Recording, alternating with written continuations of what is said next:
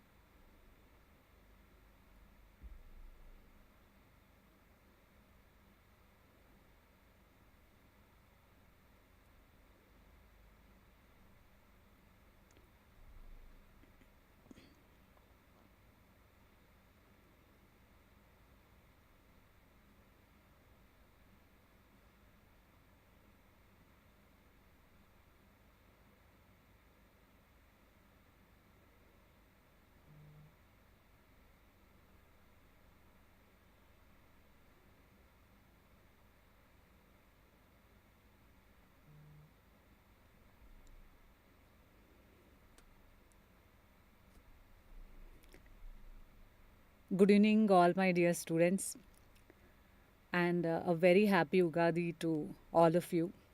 So, with some new desires and aspirations, I would like to start today's session, that is the prepathon, and today's is pathology. We will discuss in this all high yield topics through the MCQs which have been asked in the last 5 years mostly. And I have almost a collection of 200 MCQs. I'll try to give you the maximum possible in the next 2 hours.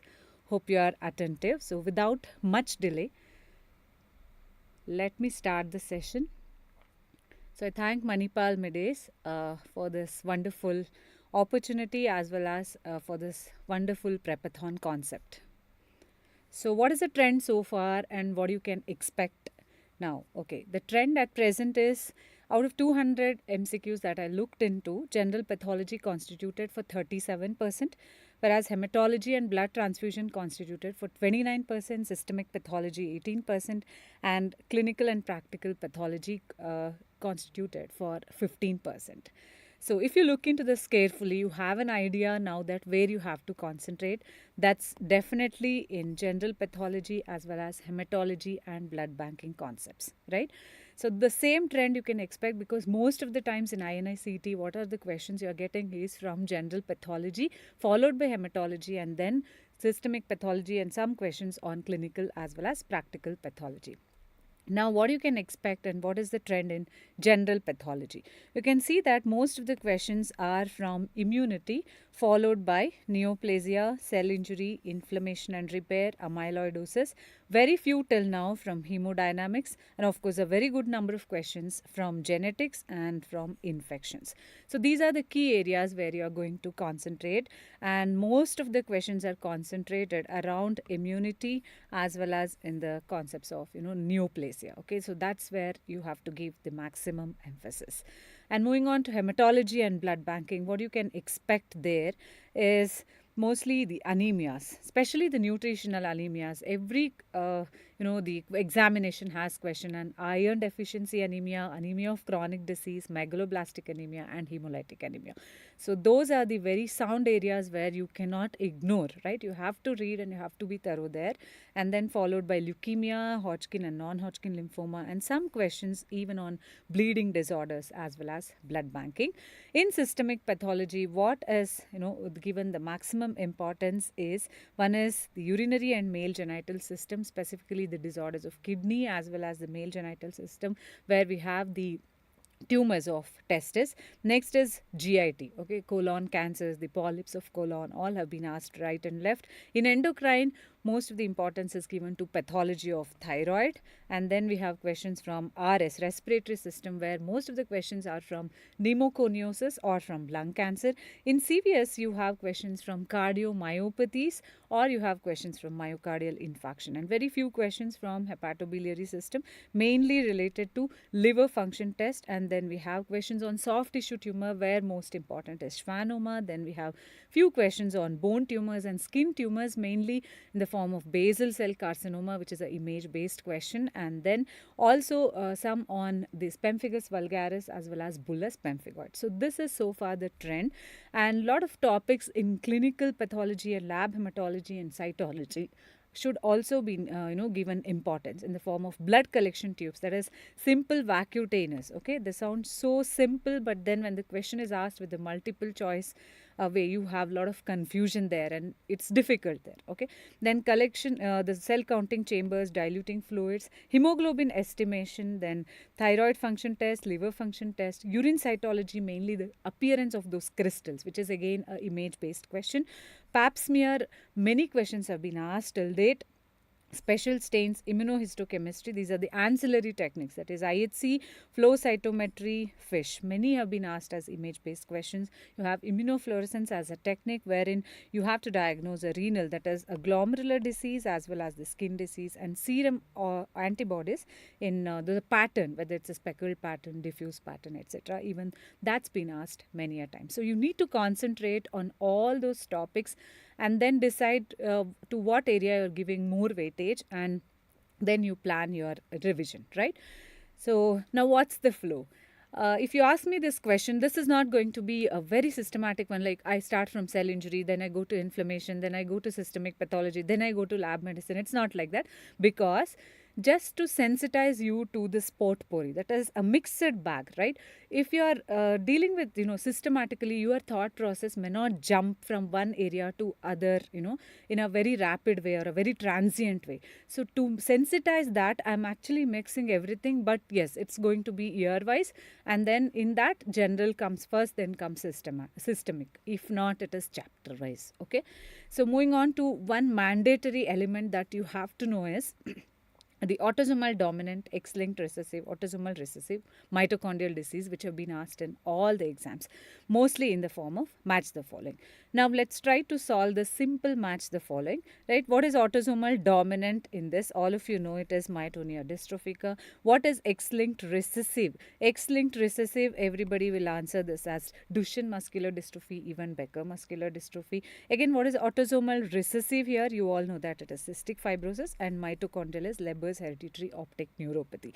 So this task of remembering all this is not usually possible without a mnemonic, or you have read it many times. Okay, so whenever this match the following comes, always try, if you have a mitochondrial disease where you have limited sets like Leigh syndrome, Leber's hereditary optic neuropathy, try to match that first, and then go to X-linked recessive, where ABCDEF becomes the mnemonic and you can easily match it. Then you can go for autosomal recessive, which is usually an enzyme deficiency disease, and autosomal dominant comes the end. So there are certain mnemonics you can follow, whichever you want, but I usually follow Marfan, Erler, Huntington predominate in the family at Orlando, wherein most of the diseases which I've listed as an autosomal dominant inheritance pattern comes there. Okay, so never forget about this Huntington disease, myotonic dystrophy, familial polyposis coli, achondroplasia, familial hypercholesterolemia, acute intermittent porphyria.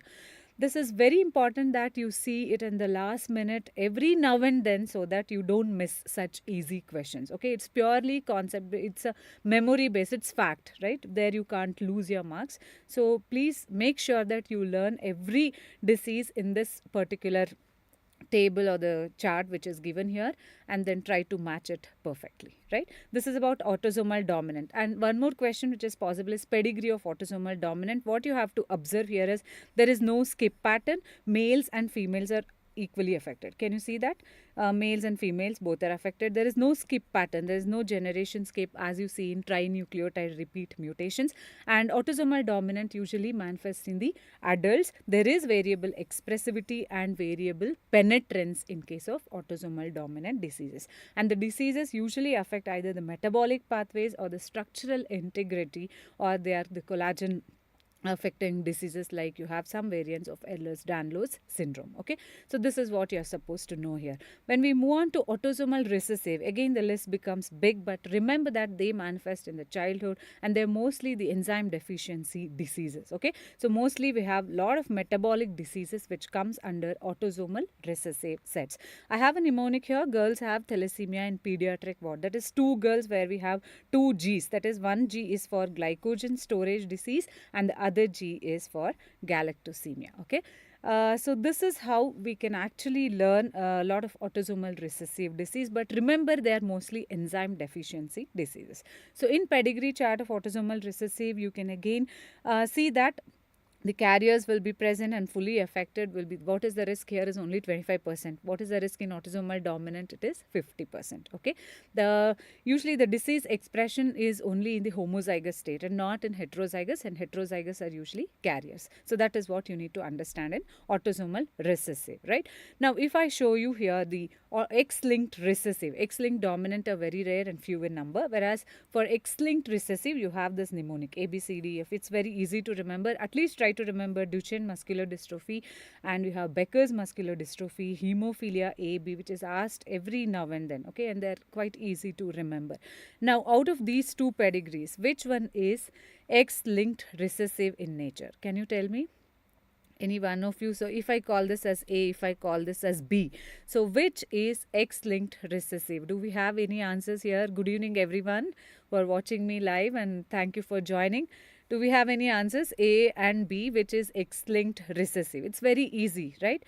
What happens in X-linked recessive is female is affected, only the the males are getting the disease, whereas females are spared. That becomes X-linked recessive, because once the parent is a female, only male child is going to get affected, and that's not the case in X-linked dominant. So that is how you can solve this pedigree, whether it is X-linked recessive or X-linked dominant. What happens in mitochondrial inheritance? You can see that if female is affected, all children, okay, if the mother is affected, all children are affected, whereas if father is affected, none of the kids are affected. So by looking at this, you can easily solve this pedigree as it is mitochondrial pattern of inheritance. What are the examples? Lawn, then we have Lee syndrome. This is Leber's hereditary optic neuropathy. This is most frequently asked, okay, as one of the options for mitochondrial inheritance. Then we have Lee syndrome, Mela syndrome, Parkinson's disease. So all those are examples of mitochondrial pattern of inheritance. Okay, so we have completed the Mendelian pattern of inheritance about the different diseases, and this is going to be asked every now and then, and probably for years it will be asked. You need to remember all the diseases and the pedigree charts for those things. Okay, moving on to match the following. This is again one more important area, that's in neoplasia, where we have oncogenes and tumor suppressor genes which are related to particular cancers. Now here we look into KRAS, KIT, JAK2 and ALK1. Okay, KRAS, you are all familiar that it is related to the cancer of colon and pancreas. Okay, KRAS for colon, and then we have pancreas, and adenocarcinoma of lung is also associated with KRAS. KIT, we have a mnemonic for KIT, that is games. Okay, this is very, very important. G for GIST, G for germ cell tumor, then A for acute myeloid leukemias, then we have mastocytosis, which is again related to KIT, and S for sinonasal T cell, NK T cell lymphoma. Okay, so all those are related to KIT. So what we can match with here? KIT. KIT is related to GIST, KRAS is for pancreas. Okay, and then we have ALK1 is specifically for lung cancers, that we need to remember, and also for anaplastic large cell lymphoma, and JAK2 in case of myeloproliferative neoplasms. So this is possible only with frequent revisions. Okay, this is mainly factual, so you need to remember them. So here I have some of the lists so that I can just go through and quickly I'll revise through all of them. PDGF for glioblastoma, and FGF is mainly for osteosarcoma, and then hepatocyte growth factor, it is easy to remember, it's in hepatocellular carcinoma. And if we go for EGF receptor family amplifications or translocations where we have adenocarcinoma of the lung, and RET again, which is very important, germline mutations which are associated with medullary carcinoma of the thyroid, even with MEN2A and MEN2B. PDGFR receptors again in case of gliomas. Remember this has been asked in one of the exams as PDGF, which has come in the match the following pattern, and wherein glioblastoma was given, right? Then ALK receptor, as we already discussed, in adenocarcinoma of the lung, and I have already told games as the mnemonic for the KIT associated tumors, right? Again, KRAS, HRAS, NRAS, which are hotspots. Again, the questions can be asked there. K for colon, lung and pancreas. H, okay, it's for urinary bladder and kidney tumors. NRAS is again NM, that way you can remember. So NRAS is for melanoma, and again for this ALK receptor is over. RAS signaling, this is again one more important area where we have BRAFomas in the form of melanoma, hairy cell leukemia, LCH, carcinoma colon and papillary thyroid cancer. So this question can be asked, what are the different BRAFomas that you know? Okay, so don't miss this. BRAFomas, these 5 tumors are very, very important. And again, JAK2 mutations in the form of JAK-STAT signaling pathway abnormalities where you have myeloproliferative disorders. So KIT mutations, I have already told that GIST, germ cell tumor, AML, mastocytosis, sinonasal NK T cell lymphoma. This is must, you must remember what are the tumors which are associated with KIT mutations, right? Moving on to the next question, which says, which of the following is not helpful in double-stranded DNA break repair? You need to thoroughly read this question and understand what are they interested in. Only not helpful in double-stranded DNA break repair. Okay, for this you should know what are the different types of DNA repair mechanisms and what are the different genes which are involved in. If I try to answer it, it is very easy because MSH2 is the one which is involved in microsatellite stability. Okay, if it is not there, it causes microsatellite instability, and because MSH2 takes care of mismatch repair and not double-stranded DNA break repair. So if you do it by exclusion also, then you are able to do it. ATM, BRCA1 and KU70, all those are involved in double-stranded DNA break repair, but not MSH2, which is involved in DNA mismatch repair. For this question, you need to actually know what are the different types of DNA repair mechanisms. So firstly, it is the mismatch repair. So what are involved in mismatch repair? MLH1 to 3, PMS1 and 2, as well as MSH1 and 6. Okay, if they are not functioning properly, then it results in microsatellite instability pathway that we see in hereditary non-polyposis colon cancer, that is HNPCC, right? If nucleotide excision repair is defective, usually it happens after exposure to sunlight. What happens if there is formation of pyrimidine dimers? That needs to be repaired. If that is not done, then it results in condition called as xeroderma pigmentosa or cocaine syndrome. Okay, so this is also very important. Then we have something called as homologous repair, that is double-stranded DNA break repair, which was asked now, right? So for those, it is ATM, BRCA1, all those plays a very important role in the repair of double-stranded break repair, that is homologous repair. So in double-stranded break repair, we have non-homologous end joining repair. This happens usually in case of cancers where there is bridge fusion break cycles, whereas homologous repair, which happens normally, so broken homologous DNA sequences are repaired. If it is defective, then what are the diseases which can be seen? Bloom syndrome, ataxia telangiectasia, Fanconi anemia and familial breast cancer. Again, you have all the clues related to genes which can take care of this kind of double-stranded DNA break repair. BLM gene, ATM gene, BRCA2 gene, that is BRCA2 and BRCA1 gene, also take care of this kind of double-stranded DNA break repair. Okay, so you have to thoroughly know what are the different types of repair and what are the different genes which are involved, right? Next question is 70-year-old woman, diabetic and hypertensive. The image was cardiac myocytes with some kind of pinkish material which can be seen here. Okay, the moment you see this most of the times it's going to be amyloid. This is a congruent stain which gives brick red color after if you do a congruent. On HND, it looks like amorphous extracellular eosinophilic, that is pink material. So you are seeing some dark pink material, and it is not looking like mucin like how you see in PAS. Okay, the PAS gives you what color? That gives you a magenta color. Okay, you are not seeing any magenta color, so it is not PAS, and it is related to heart. The options are dilated cardiomyopathy, hypertrophic obstructive cardiomyopathy, restrictive cardiomyopathy, and atrial flutter. Okay, something related to heart are the options, and this kind of picture is given. Amorphous extracellular eosinophilic material. The moment you hear this, yes, you are actually dealing with what substance? Can anyone answer? Amorphous extracellular eosinophilic material. So what's the answer? Moment you see this description in pathology, it's going to be only one. That's nothing but amyloidosis. Okay. So this question can be twisted in many ways. A congruent stain section can be given, or apple green birefringence under polarizer. Even that image can be given. So, but what you have to answer is amyloid results in which type of cardiomyopathy? Deposition of amyloid happens. So naturally, it is going to be restrictive cardiomyopathy. It's easy question if you can actually diagnose the presence of amyloid in the image. Okay. There are various causes for dilated cardiomyopathy, restrictive cardiomyopathy, and hypertrophic cardiomyopathy. You need to remember some of them. HOCM is an important cause of hypertrophic cardiomyopathy. Alcoholism is an important cause of dilated cardiomyopathy. For restrictive cardiomyopathy, it is deposition of some material in case of amyloidosis, or infiltration of eosinophils, which happens in Loeffler syndrome, even sarcoidosis and hemochromatosis. These are the important causes of restrictive cardiomyopathy.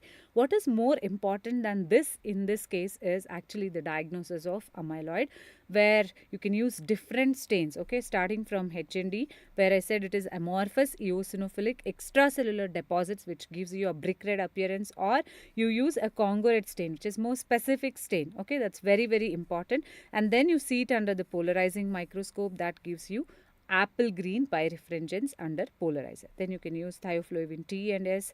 Then you can use PAS, that is periodic acid shift. It is not very specific, but it stains the amyloid material pale. Okay, that is pale pink in color. Toluidine blue, again it gives a orthochromatic blue. Remember that toluidine blue is a metachromatic stain. It's a very, very important stain.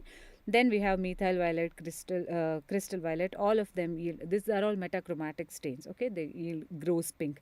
What is the mnemonic to remember all the different stains is she looks too pretty, try to catch her, which have already shared in my notes as well as in Instagram. You can have a look into it. It's very, very important that you remember all the stains and never forget Congo red stain and apple green birefringence under polarizer. Okay, that's very important. So here is an example.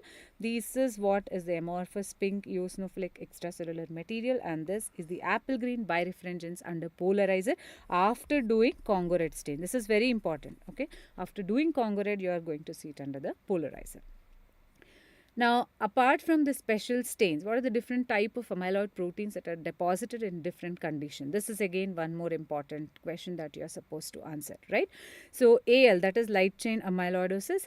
Immunoglobulin light chain, as we hear this light chain, you know that you are dealing with primary amyloidosis, right? That's very, very important, which is related to the plasma cell dyscrasias, mainly multiple myeloma. AA is secondary type of amyloidosis, which is mainly seen in liver diseases as well as in case of familial Mediterranean fever. Very, very important.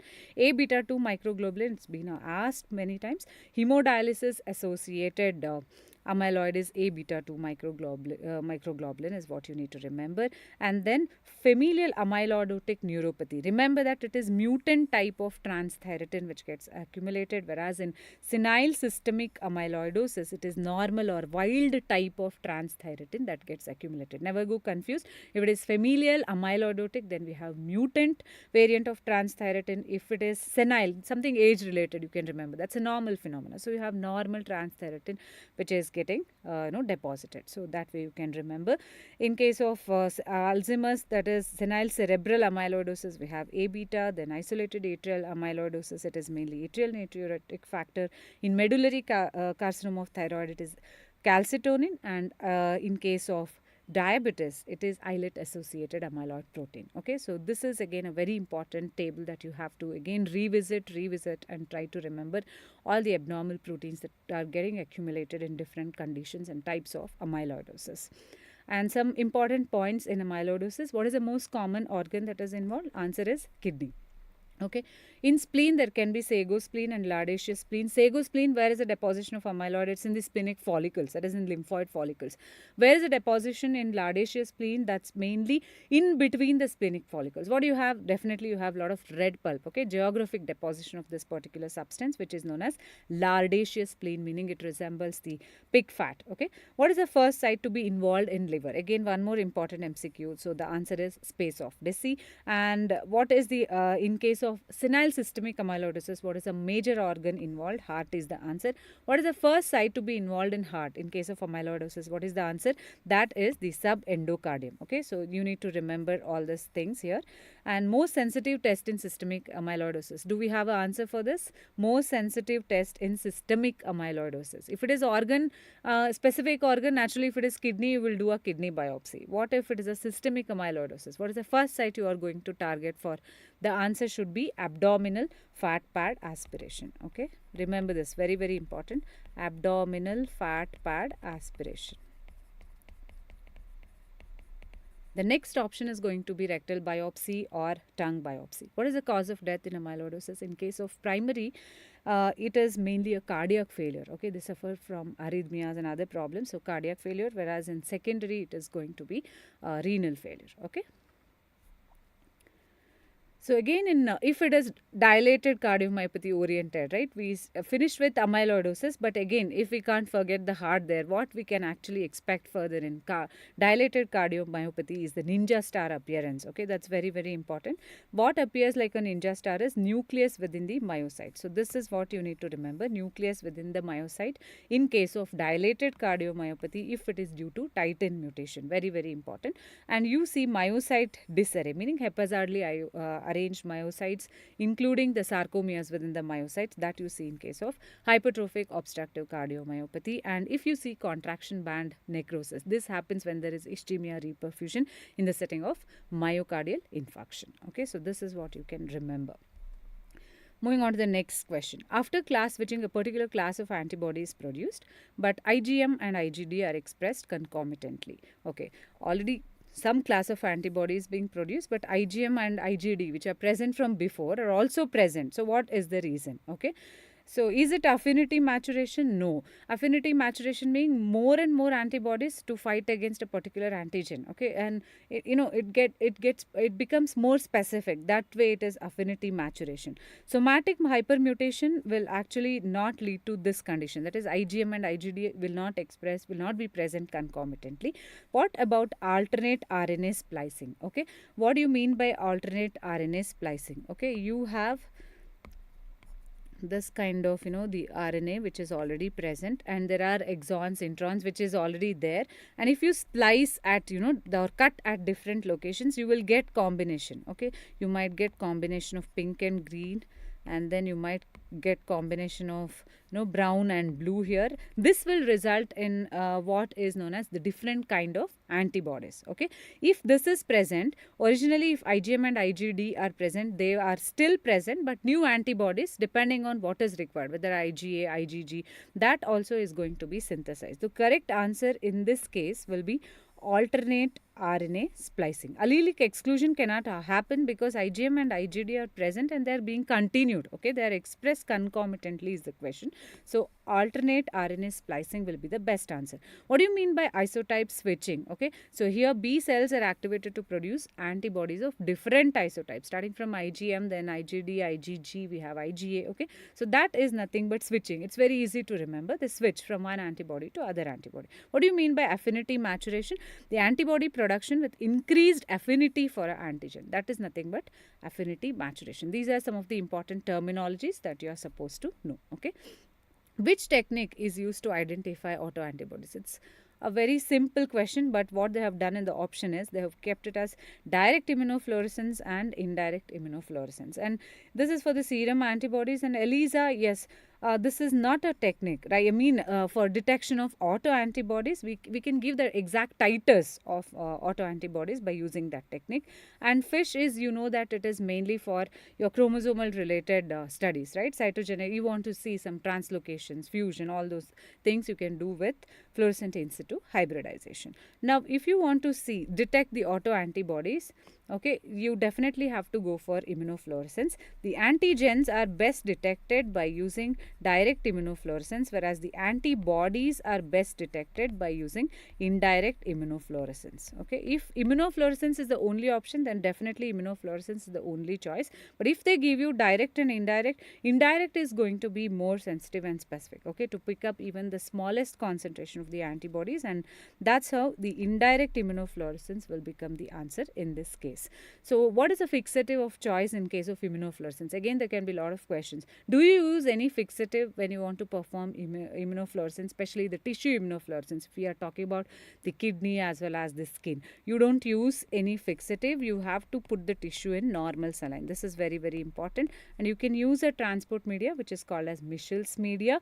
Okay, and then what are the patterns? I will be showing in the next slides. Okay, especially for SLE, you have different patterns of immunofluorescence. For tissue, then you have linear pattern and granular pattern of immunofluorescence. Okay, then IHC is different from immunofluorescence, which you perform on tissues which are fixed with, you know, the formalin, okay, as well as they are embedded with paraffin. So that is nothing but immunohistochemistry, and definitely you can use the 10% neutral buffered formalin fixed specimens for immunohistochemistry, whereas you don't use any fixative for immunofluorescence. Please remember this. Again, it's a very important question. Okay. Moving on to the next. Now we are switching on to hematology. A vacant patient with MCV, that is 110 femtoliter and hemoglobin of 10 gram percent. What is the most likely diagnosis? So MCV indicates here that it is already more than 100, right? 110 femtoliter, HB is low. You are under the impression it's vegan. So the moment you see these keywords, you are under the impression that you are dealing with macrocytic anemia, right? So look at the options. It's very easy. Iron deficiency anemia, do we see MCV of 110 femtoliter? Normal MCV is how much? 80 to 100 femtoliters, right? Iron deficiency meaning microcytic hypochromic, and you expect MCV to be low in this case. Very, very important. What happens to aplastic anemia? Mostly it remains normocytic, normochromic, so you don't get to see this macrocytic picture. Megaloblastic anemia still possible. Thalassemia, again MCV is low. Very, very important, because iron deficiency anemia and thalassemia are important differential diagnosis of microcytic hypochromic anemia. So in this way, it's very easy to crack the answer here as megaloblastic anemia. What else can be asked in megaloblastic anemia? It can be an image based question wherein a hypersegmented neutrophil is given. What do you mean by hypersegmented neutrophil?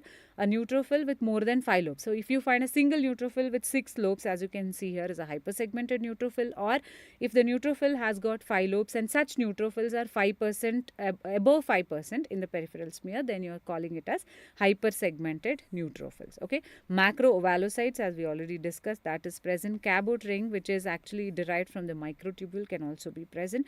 Howell-Jolly bodies, very, very important. These are nothing but the nuclear remnants. Okay, Howell-Jolly bodies are the nuclear remnants which are again seen in case of megaloblastic anemia. Basophilic stippling is all, it's a RNA remnant which can be seen as a basophilic stippling, and reduced reticulocyte count is also a feature of megaloblastic anemia. If you see a bone marrow, then what you can see is the erythroblast with what you call as checkerboard chromatin, or an open kind of chromatin which is large in size, which we call as megaloblast. Okay, megaloblasts are present. Then we have giant myelocytes as well as metamyelocytes in case of bone marrow. So these are the important things that you need to know. And most important is, if they are giving you MCV, okay, MCV more than 100, you have to go to macrocytic anemia and then dig on what are the different causes of macrocytic anemia. Most importantly, it is B12 deficiency and folate deficiency. So try to see whether there is any cause which is related to it. Now in this case, it was pure vegan, which was already given in this case, right? And also you have to know that all macrocytic anemias are not megaloblastic anemias. There are non-megaloblastic macrocytic anemia. Simple: alcoholism, hypothyroidism, liver disease, all these are examples of non-megaloblastic macrocytic anemia. Okay. Now, Moving on to, which of the following is true regarding sickle cell anemia? This is a tricky kind of question, but you need to be little patient while analyzing such questions. Okay, sometimes it becomes so clumsy in the brain that no, I don't want to attempt this. But if you give some time, okay, then definitely you can attempt such questions, right? So what are the points which have been asked here? Is one is osmotic fragility. The second thing is mechanical fragility. What you are more familiar with probably is osmotic fragility, right? So because you would have already studied that osmotic fragility is high in which condition? You know that which hemolytic anemia where you have high osmotic fragility. What is the answer? The answer is hereditary spherocytosis, right? So in hereditary spherocytosis, you already know that the osmotic fragility is high, and in conditions like sickle cell anemia and thalassemia, okay, so osmotic fragility is low.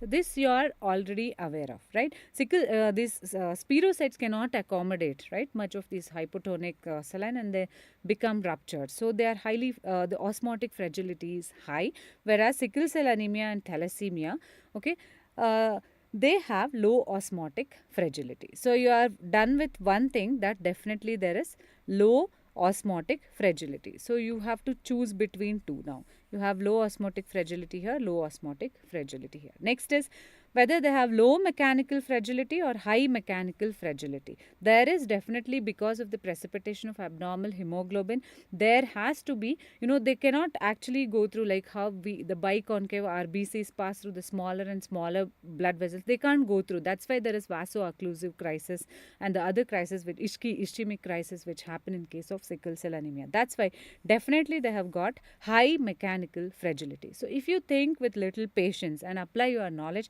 you are definitely able to solve such questions. That is, the answer is high mechanical fragility and low osmotic fragility will be the answer. Okay, so this is how you can solve such questions. Now in detail about sickle cell anemia, you know that there is point mutation at 6th position of beta globin gene, and remember that valine is waste, so that replaces the position of glutamic acid in case of sickle cell anemia. So there is reduced solubility as there is polymerization under deoxygenated state of HBS and formation of gel or tactoid. Okay, now once because they are they can't go through the smaller vessels, there is microvascular occlusion resulting in ischemia and infarction. There is intravascular hemolysis as well as extravascular hemolysis. Sickle cell anemia can also be an image based question wherein history says there is crew cut or hair on end appearance on the x-ray in a child or an adult, and then the smear is given to you. You have to immediately pick up this cell. That is nothing but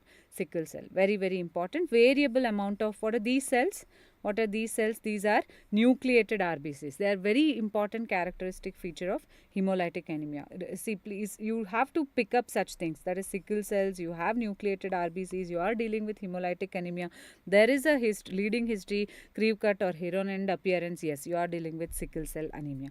One of the important complications that you have to remember here is autosplenectomy. It is said that thalassemia can give rise to massive splenomegaly in many cases, whereas sickle cell anemia gives rise to most of the times autosplenectomy when it is severe. Okay, and a plastic crisis in this case is associated with parvovirus B19 infection. How about this image? So this I have explained. What about this image? Any answer? Any answer? What is this? These are, as soon as you look into this image, you see that it is not stained, right? Unstained. And you can see that lot of sickle cells when compared to this image, they are highlighted or they are present. They are easily appreciated in this case. This is nothing but, yeah, very good, Rakshit. It is sickled RBCs. The answer is sickling test. Yeah, this is sickling test. What is the reagent used? All of you know that it is sodium beta bisulfite. It takes the oxygen so that these cells are deprived of the oxygen, and that's why naturally you will not see so many sickled RBCs and a routine peripheral smear. If you perform this test, yes, you will be able to easily see a lot of sickle cells. So this can also be asked as an image based question. That is nothing but sickling test, right? Moving on to the next question, which says low serum transferrin saturation levels is seen in which condition? Many of the students get confused when the question comes on these iron profiles. It's very, very important to remember iron then we have serum ferritin, okay, serum ferritin, we have serum iron, then we have transferrin, and last is TIBC. Okay, these four things, whenever the question comes based on this, somehow, even if you have studied well, you get confused. If your concepts are not clear, then yes, you will go confused and you will lose the area where you can actually score the marks easily, right?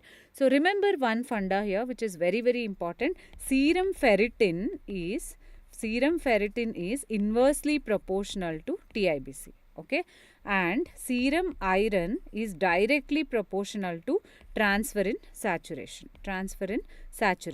Okay, so now a condition what is asked is low serum transferrin saturation level is seen in which condition? Okay, is it seen in iron deficiency anemia? Is it seen in hemochromatosis, hemosiderosis, pernicious anemia? Pernicious anemia is actually, it results in B12 deficiency. It's autoimmune condition. We are not actually bothered about iron in this particular case. So, we will easily exclude this. Hemosiderosis and hemochromatosis. They have given a pretty easy options where in both the situations you have iron overload, right? So, you have to only bother about there is increased serum ferritin and nothing else. Why we will talk about transferrin saturation. Only in this condition you have low serum iron. Very, very important. Iron deficiency anemia, naturally serum iron is low and hence the saturation, that is transferrin saturation, is also low. That's how you can easily solve this question. Okay, so iron deficiency anemia is the answer for this. So this funda you have to always remember. Serum iron is directly proportional to transferrin saturation. Ferritin levels are inversely proportional to total iron binding capacity, right? So with that basis in your mind, let's now try to analyze all this. So I told you in iron deficiency anemia, just remember one thing, that serum everything is low except for TIBC. TIBC is high and see here serum ferritin is low. Okay, so just imprint in your minds that serum ferritin is low and TIBC is raised. Okay, they are inversely proportional in case of iron deficiency anemia. Thalassemia, nothing much to think. Here ferritin is more only. Many a times even there is iron overload, right? Serum ferritin is more, so TIBC is low. Sideroblastic anemia also, everything, see here, everything you can see that it is more only, right? It is not here actually it can be normal, it can be low also at times in case of sideroblastic anemia. Now, if you go to anemia of chronic disease, this is something very, very important. In case of anemia of chronic disease, what happens is there is lot of transferrin, okay, but it is not available for RBCs. So that's how RBCs look microcytic hypochromic. Okay, so what happens is there is lot of ferritin. Okay, so in ferritin levels are increased, but TIBC is low. Even here it is low. Okay, remember this. Even in these conditions, it is low. For TIBC, there is only one condition where it is increased, is iron deficiency anemia. In rest all the conditions, you can see that it is low. It is very, very important because many questions are framed with these iron profiles, ferritin levels, transferrin saturation, and total iron binding capacity. Next, moving on to the other, it's a kind of hypothetical question. Blue color vacutainer for plasma glucose estimation has which anticoagulant? Now, if I ask any student here, is it the blue color vacutainer which is used for plasma glucose estimation? What is used for plasma glucose estimation? What color vacutainer? Do we have any answer? Okay, for plasma glucose, it is C, very good. Sodium fluoride, it's mrinalini. Yeah, sodium fluoride, or it also has got potassium oxalate. So that is used for plasma glucose estimation, right? Now, but the question says blue color vacutainer. If you ignore this part, luckily, probably in the upcoming exam, you don't get such questions. Now, if we analyze it simply, blue color vacutainer has what anticoagulant? Definitely it is trisodium citrate, right? It is 3.2 to 3.8% sodium citrate, which is for the blue color vacutainer is what we have studied. So this will be the answer. We don't know what the intern or whoever wants to use it for whatever the test, then it's going to be wrong, right? Blue color vacutainer has trisodium citrate and it should be used for what? It has to be used for coagulation studies, right? So that will be the right option here. Then heparin is the green topped vacutainer. Sodium fluoride you all have answered, that is even Aniket has answered it as grey color vacutainer. Then EDTA, you know that it is for all the CBCs. Routine blood test, complete blood count, we use EDTA. That is lavender topped vacutainer. So you can't miss this topic, that is vacutainers, and never go confused because it's going to be simple, right, to answer if you know it thoroughly. So these are all the different vacutainers that have discussed already. And remember that this red topped vacutainer does not have any anticoagulant. Very, very important. It will give you serum, and if you want to do some studies with respect to serum, you can use this red topped vacutainer sample. Okay. Now, order of draw is something which is again asked in one of the examinations. Remember this, it's not stopping at vacutainer. What is the anticoagulant used? What are the different tests which are done with that vacutainer? But now the question is at the level of order of draw. Okay. So, for this there is a mnemonic: due to contamination, blue river goes little grey. River, blue meaning something it is pure, grey because it is contamination, so it is impure. So, that's the understanding of this mnemonic, right? So, contamination is actually first you have to send the sample to microbiology. Then you have to use this blue top vacutainer where you have sodium citrate. Okay, R stands for red here, okay, where you don't have any anticoagulant, you are doing some serum studies. And this goes is for green. Okay, this is very, very important. First you have this green and then gold, and then a little for lavender. Okay, lavender that contains EDTA, and lastly grey. At least try to remember grey is in the end, and just before grey you have lavender color. So that's the order of drawing the blood for different tests. This is very, very important, right? Moving on to the next question. This is 35-year-old male patient came with the complaints of fatigue and weakness. So we have a mid-year patient, 35-year-old. Peripheral smear is given to you, and you have to tell the most likely genetic change which is associated with this particular disease. Very, very easy. The moment you see this cell, okay, what you can see here, what is this structure? This is nothing but OR rod which is given here, okay. So this OR rod will tell you that you are actually looking at a myeloblast. Very, very important. Now, what are the options? 922. Are you seeing it in acute myeloid leukemia? You have come to the conclusion that you are seeing myeloblast, and probably I am dealing with acute myeloid leukemia. Do you see 922? That is nothing but a Philadelphia chromosome. In case of AML, no, because it is seen in CML. Okay. 1517, that is PML rara, which is seen in APML. Okay, that is acute promyelocytic leukemia, or M3 type of AML. Okay. 1114, where do you see 1114? That is in case of mantle cell lymphoma. And where do you see 1418? Again, any answers? What is the translocation? This 1418 is seen in which type of lymphoma? Anyone remembers? These are all very, very important. It should be at the tips of your tongue by now.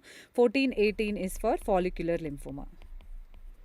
It's like number games. You have to actually play with your friends, right? Ask one number, that is one translocation, then they ask. You can play a lot of games with these translocations, especially in non-Hodgkin lymphoma. Okay, keep on doing that so that you don't forget these important translocations. So what is the answer, students? Now it is very, very easy.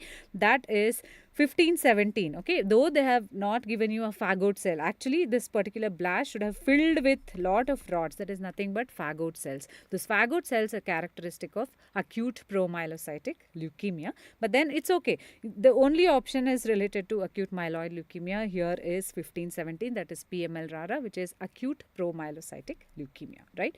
So this is how it should have been seen. This is a very classical appearance. Okay, you can see here this is a blast. These are called as atypical promyelocytes. They have got lot of bundles of rods within the cytoplasm. Everywhere, if you see here carefully, have bundles of rods in the cytoplasm. They are nothing but the phagoid cells. Okay, you even have this indented, which is called as apple core kind of nucleus, which is present in case of acute promyelocytic leukemia, and most common translocation is translocation 1517. Remember all this. All those are very, very important. I've many times told between the differences between the myeloblast and lymphoblast. But what is very important to remember is myeloblast is larger in size, whereas lymphoblasts are slightly smaller when compared to that of myeloblasts. Okay, prominence of nucleoli. If you see many number of nucleoli, okay, multiple nucleoli, 1 to 3 prominent nucleoli are a feature in case of myeloblast. That is not a feature of lymphoblast. Usually you don't see prominent nucleoli in case of lymphoblast. But what will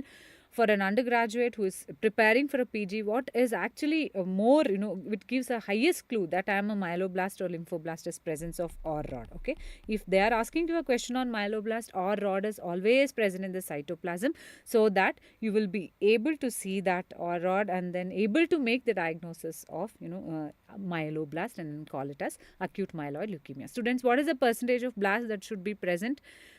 What are the percentage of blast to call it as acute myeloid leukemia or acute lymphoblastic leukemia? What is the percentage? It should be above 20%. Very, very important. Okay, it should be above 20%. That's the cutoff. So that's for my acute myeloid leukemia or acute lymphoblastic leukemia. So remember that OR rod. OR rod is a very important thing in case of myeloblast, which is not seen in lymphoblast. What is the special stain? Again, MPU, very, very important. Myeloperoxidase positivity, which is seen in myeloblast, whereas lymphoblast, what is the special stain used, which gives block-like positivity? That is per iodic acid shift or PAS. Okay, so remember these soft points so that it is very easy that as soon as you see the image, okay, you are able to make the diagnosis. Which of the following marker is specific or markers of seminoma? Okay, multiple choice has been given and you can choose many answers in this. PLAP, what is PLAP? Placental alkaline phosphatase. Yes, you know that it is a marker of germ cell tumor in general and also for seminoma. You will say yes. OC3, NANOG, SAL4, if they are in the option, you know that yes, they are the markers of germ cell tumor. KIT, never forget games. Okay, that G for germ cell tumor, in that most important is seminoma and dysgerminoma. Okay, you will always see this KIT related question in your upcoming exams, and then KIT you should be able to remember GIST, germ cell tumor, mastocytosis and sinonasal NK T cell lymphoma. That's a must. Okay, HCG, this is little confusing here. You know that HCG is a marker of which germ cell tumor? That is choriocarcinoma. Okay, choriocarcinoma.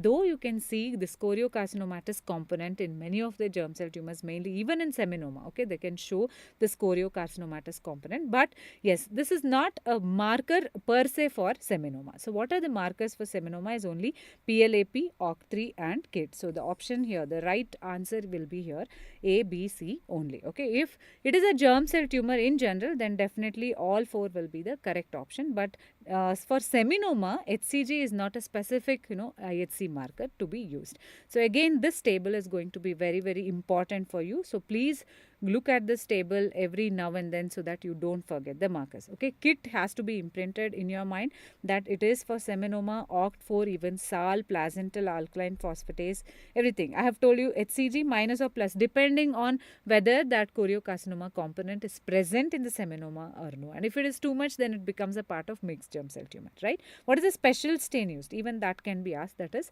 PAS in case of seminoma. In case of embryonal carcinoma, remember that cytokeratin is also positive and CD30 is positive in embryonal carcinoma. What is the marker for alpha fetoprotein? What is the marker of, yolk sac tumor is alpha fetoprotein. Again, this is a very important thing. Marker of yolk sac tumor is alpha fetoprotein. This is not seen in any other germ cell tumor. So, you need to remember, and hyaline globules will be positive for PAS in case of yolk sac tumor. Remember this, hyaline globules are positive for PAS. So, for choriocarcinoma, what is the marker we have is HCG. Okay. So, even variable CK positivity can also be seen, but remember that this HCG is for choriocarcinoma. So, there can be questions again from this particular concept, that is IHC in case of testicular germ cell tumors. So, you have to be really thorough about this, right? So, just to revise, this is the gross specimen, the lobulated typical gross appearance of the seminoma that you have to remember. It's very, very important. And then you have these germ cells, right? These are all the malignant germ cells or the seminomatous cells. What is very typical of seminoma is sprinkling of lymphocytes. This can even be an image-based question because it's not very difficult to diagnose, right? You have those germ cells, there is a septum which is infiltrated by a lot of lymphocytes. There can be large areas of hemorrhage and necrosis in these tumors. Okay, what is the most common type in the testicular tumors? That is germ cell tumor. Okay, what is the most common germ cell tumor in adults? That is seminoma. What is the most common germ cell tumor in children? What is the answer here? It is a yolk sac tumor. Okay, so that way you can answer further questions related to this topic. Now, which of the following is the most important prognostic factor for carcinoma breast? Look at the options. All are important. Now, we have just studied prognostic factors for breast carcinoma, but the question says most important prognostic factor. Now, the problem comes how to approach this question. Lymph node, the involvement, distant metastasis, is it size of the tumor or hormone receptor? And you know that everything, yes, they are prognostic factors. But if you understand the core concept of neoplasia, what are the hallmark? What is the hallmark for malignancy? For any malignant tumor, the hallmark feature is invasion and metastasis. So the best option here will be the distant metastasis is the most important prognostic factor, followed by the lymph node involvement and then hormone receptor status and size, etc. Okay, so the regional lymph node involvement, this is given in Robbins, is direct from Robbins. Regional lymph node involvement and distant metastasis, they are powerful prognostic factors. But the question is only one if you have to choose, and most important you have to choose. The answer will be distant metastasis is the most important or the powerful prognostic factor. Okay, the others are tumor size, locally advanced tumor, lymphovascular invasion, the histologic type, grading, response to neoadjuvant therapy. All those are other important prognostic points. So please remember this point.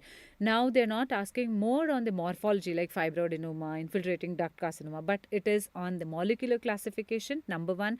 Then you have the luminal type A, B, right, and HER2 rich, basal type, triple negative. All those questions have been asked. And then you have questions on the prognosis of breast carcinoma and genetics, mainly the BRCA1 and BRCA2, BRCA1, BRCA2 related cancers. Okay, so that point you have to concentrate now.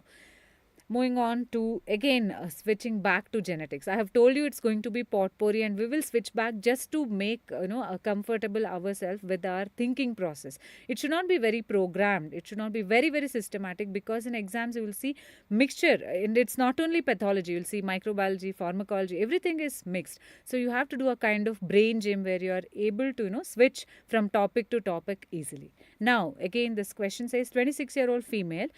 There is a bleeding disorder. Moment you see this female and father and sister, are we thinking of some kind of X-linked, or are we talking of some other kind of disease? But they have already given. You need not think of what Mendelian inheritance is there, because they have told it is autosomal dominant. Okay.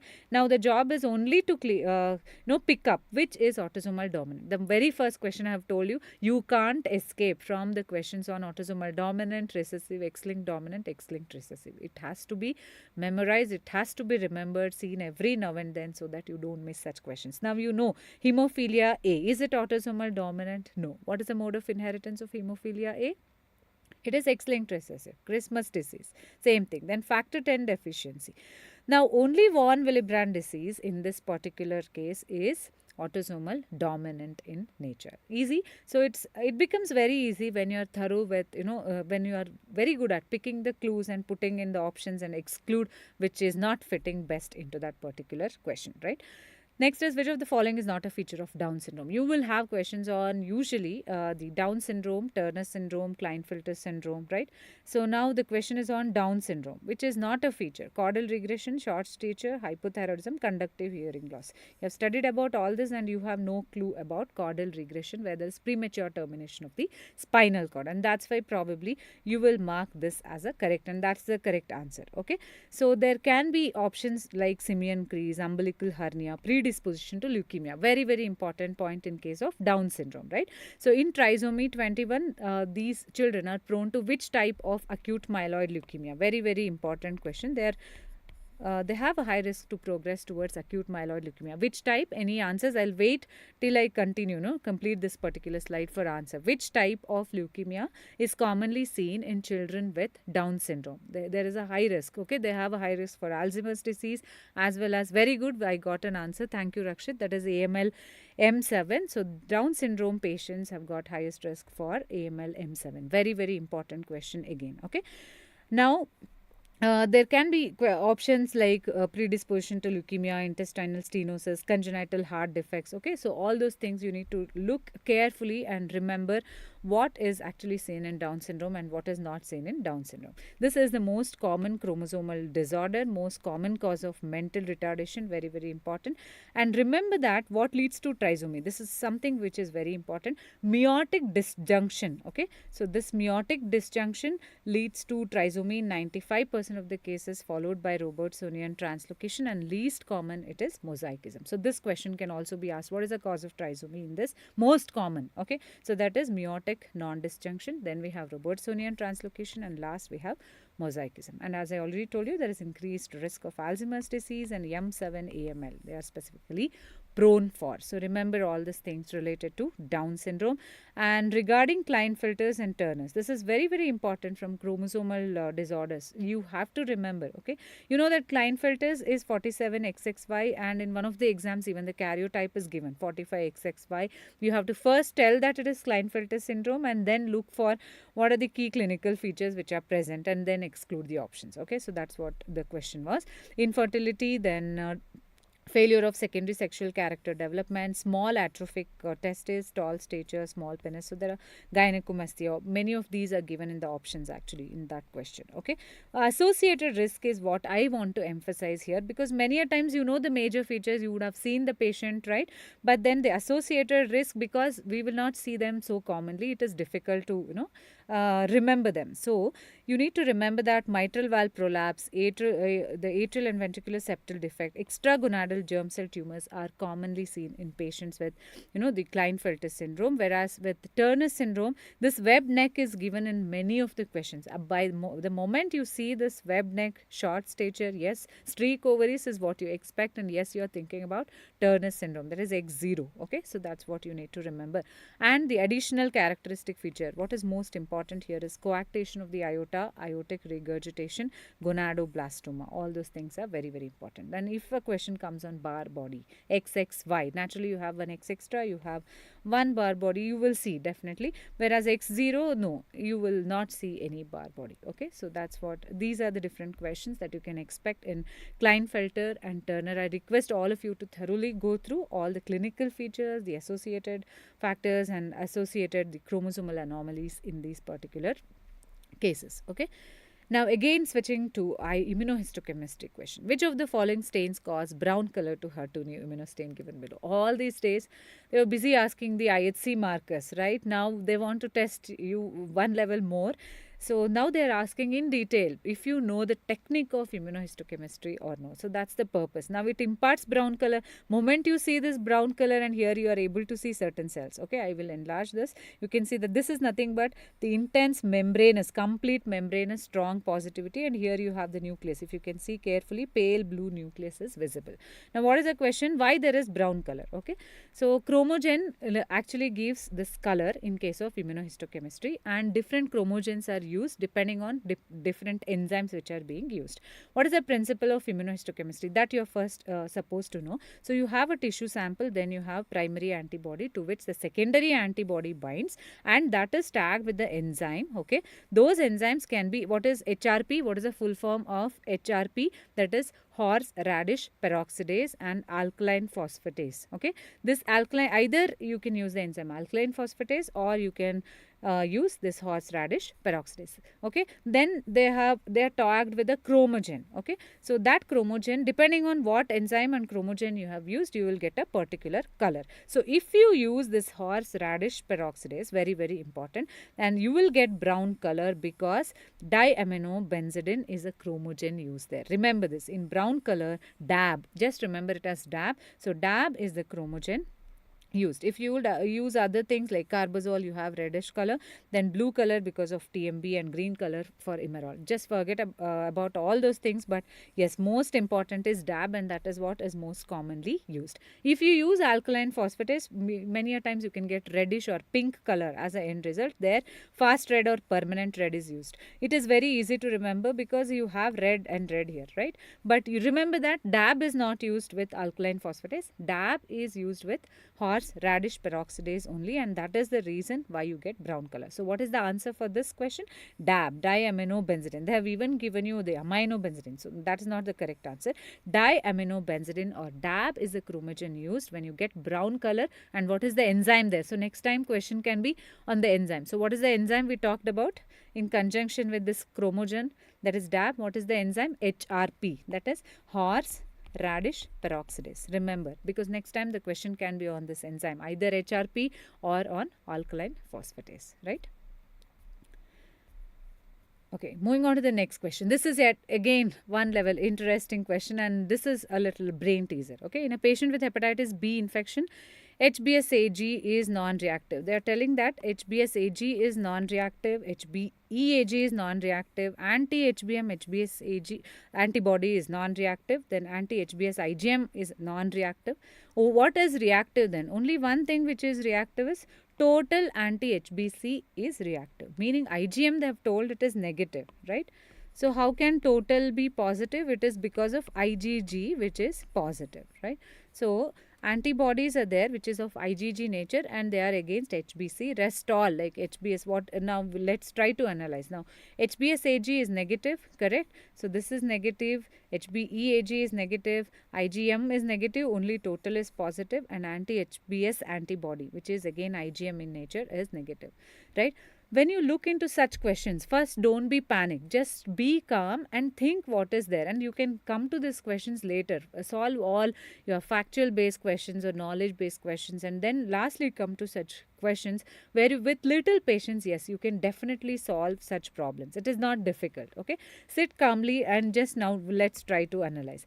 HBsAg is positive, HBeAg is positive, and anti-HBc antibody IgM type is positive. So what is the scenario given now? If I give this scenario, what is the expected outcome in the patient if you have HBsAg positive, HBeAg is positive, anti-HBc antibody is positive. Okay, now if this is the the set of diagnosis which is positive in one patient, we are probably thinking of acute hepatitis B, right?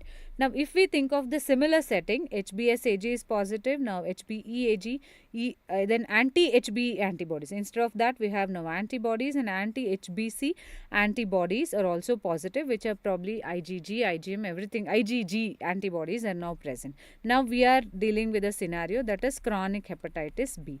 So our scenario is entirely different because HBsAg itself is negative. Okay, so forget about other things. Now anti-HBsAg antibodies, if they are only present, nothing else is present, but only you have antibodies against HBsAg, what is the condition? It is because of vaccination. Okay, if you have received vaccination, then you have antibodies against HBsAg antigen.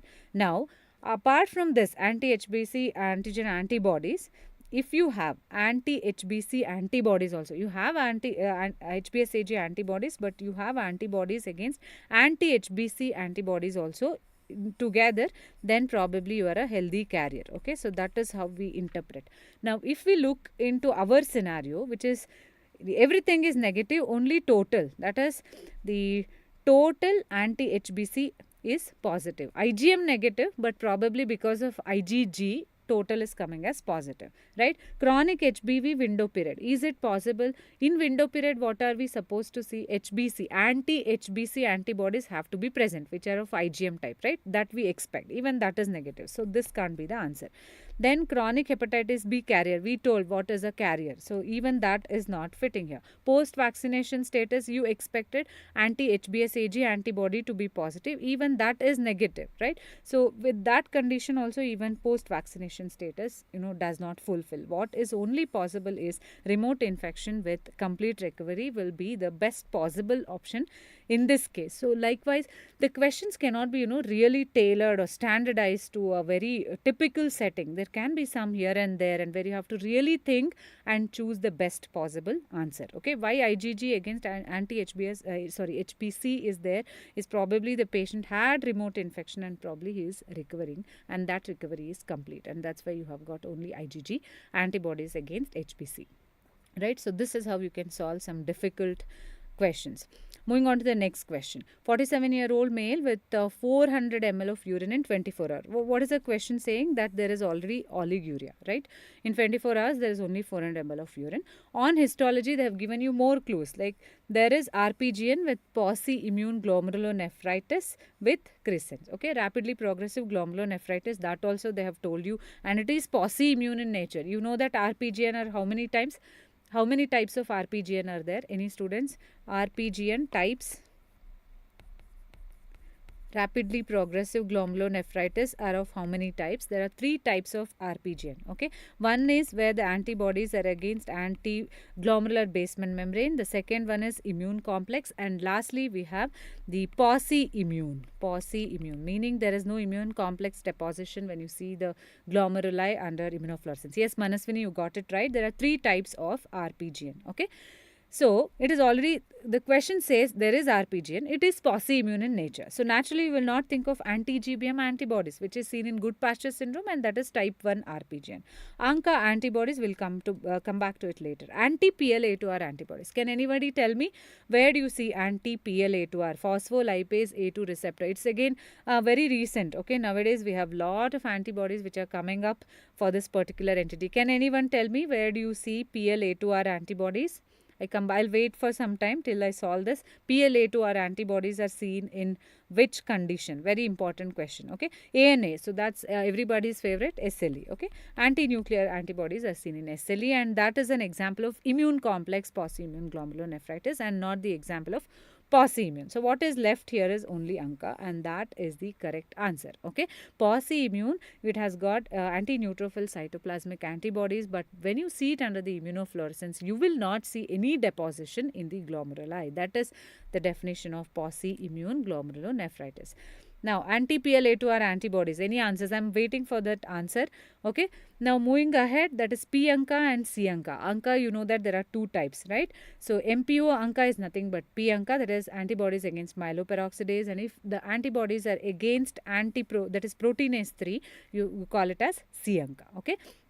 So, P ANCAs are usually seen in microscopic polyangiitis and eosinophilic granulomatosis with polyangiitis, which is called as Churg-Strauss syndrome before, and now we call this condition as eosinophilic granulomatosis. Vaginous granulomatosis is a typical example of C ANCA. Remember this, very, very important, right? Atypical ANCA, meaning ANCA is present, but the underlying conditions like vaginous, microscopic polyangiitis, Churg-Strauss, all those are not present, then you call the condition as atypical ANCA. Remember this can be seen in patients with ulcerative colitis, primary sclerosing cholangitis, and primary biliary cirrhosis. Remember this condition, very, very important. Now, this is what we already told, that there are 3 types of pauci-immune glomerulonephritis. Remember this is very, very important, pauci-immune GN. Okay. So, here we see that the ANCA associated comes somewhere here, right? ANCA associated. We have the examples here, that is mainly the granulomatosis with polyangiitis. This is the new name. Remember this is very, very important. Vaginous granulomatosis is now called as granulomatosis with polyangiitis, and the next example is microscopic polyangiitis. All those things would result in crescentic glomerulonephritis. And why are the crescent formed? Crescents are formed because of proliferation of which epithelial cells? If I ask you a question whether it's parietal or visceral, which epithelial cell proliferation results in crescents? It is parietal cell. Okay, if visceral proliferates, we call it as pseudocrescents, which happens in collapsing FSGS, but parietal proliferates, it is a true crescent, and to call it as crescentic, the crescent should be more than or equal to 50%. If crescents are present, then it is said that more the number of crescents, the prognosis is going to be bad. Okay, so this is an example of linear deposit of IgG along the basement membrane.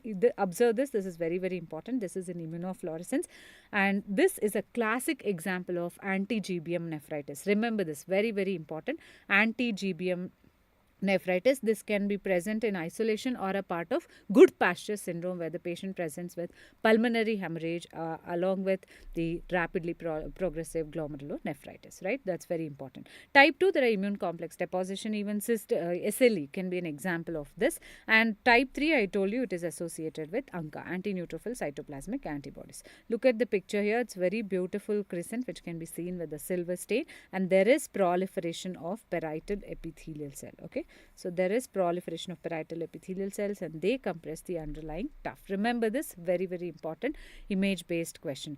I got the answer from Wondergape. Yeah, very nice. So the membranous nephropathy is associated with PLA2R. Students, please remember this, because the next time the question can be on immunofluorescence of membranous nephropathy, the granular IgG staining, or the light microscopy picture and the antibody is being asked. The anti-PLA2R antibodies is associated with membranous nephropathy.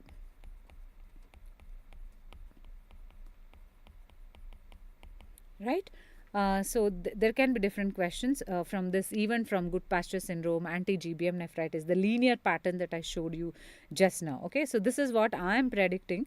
So the next time you can have the membranous pattern here, like thickened glomerular basement membrane. This is the beaded kind of fine granular appearance. This is very beautiful here, fine granular appearance along the basement membrane for IgG. That is what you need to remember, and this is very, very typical of membranous glomerulonephritis. Where do you see tram track? So all those can be image based or just a one liners where the knowledge based domain can be tested. Tram track appearance is because of the splitting of the glomerular basement membrane due to mesangial interposition that you see in case of MPGN. Where do you see full house? I leave it to students. This is on immunofluorescence, where you get positive for IgM, IgA, IgG, C3 and C1q. Okay, that is called as full house pattern, which is typically seen in which condition? Wire loop kind of appearance in light microscopy. Okay, is seen in which condition? Subepithelial lumpy, bumpy, hump-like deposits are seen in the typical electron microscopy findings. They are seen in post-infectious glomerulonephritis and KW nodules. Come on students, it's very, very easy. KW nodules, Kimmelstein-Wilson nodules are seen in case of diabetic nephropathy. So I leave this full house as well as wire loop for students. Let me again come back to that question when somebody answers. Okay. Next, moving on to the question, that is, what is the stain used for cervical smear? Okay, the moment you see the smear, don't get puzzled. Okay, they have given you one more clue, that there is a cervical smear. As an undergraduate, you might not have seen this kind of smear because you are not involved in routine reporting. Yes, Manaswini, I got the answer. Very good. Full house pattern is seen in SLE. And how about wire loop? Wire loop lesions are seen in which condition? Somebody answer, please. So the question already says that there is cervical smear. Okay, liquid based cytology preparation is given. Probably that was not told in the question, but cervical smear is told, and something circular.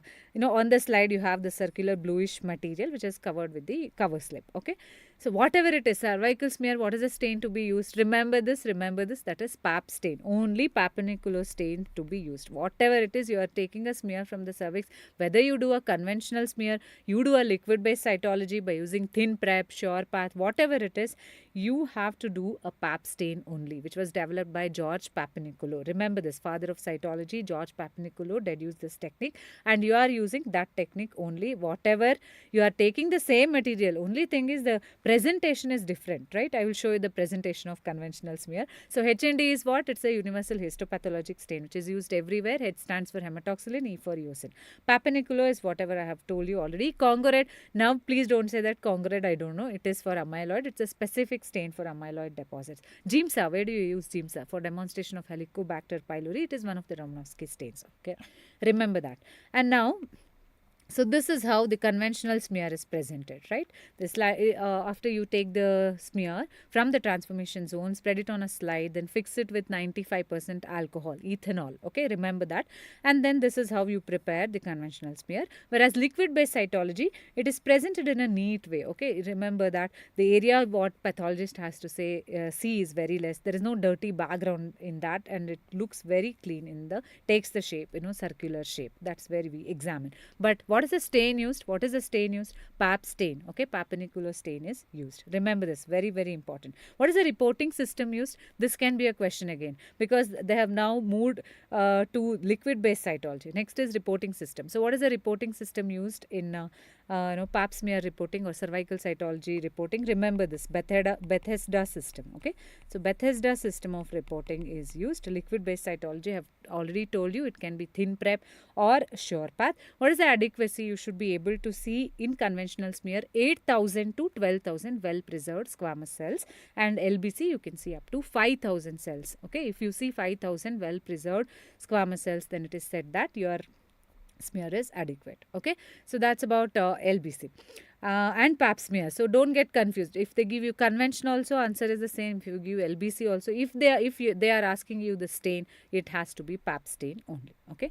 So the next question is, patient is there is a history of tuberculosis. They have directly given you, so no need to think.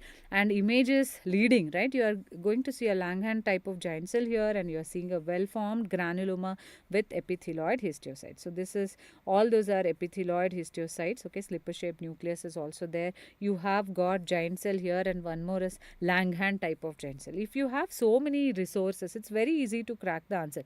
But what they have they asked you the, what kind, whether there is granuloma? No, they have not asked you the granuloma. They have told which of the following cytokine induces the following pathognomonic phenomena. Firstly, you have to tell that there is granuloma. TB is there, so what you can expect? Caseous necrosis, Langhans type of giant cells, epithelioid cell, granuloma. Okay, so that is already done. Now next is more into your, digging more into your analysis part, not just the knowledge part. You have analyzed that this is granuloma and how this granuloma is formed. That is pathogenesis of very good, Langhans type of giant cells.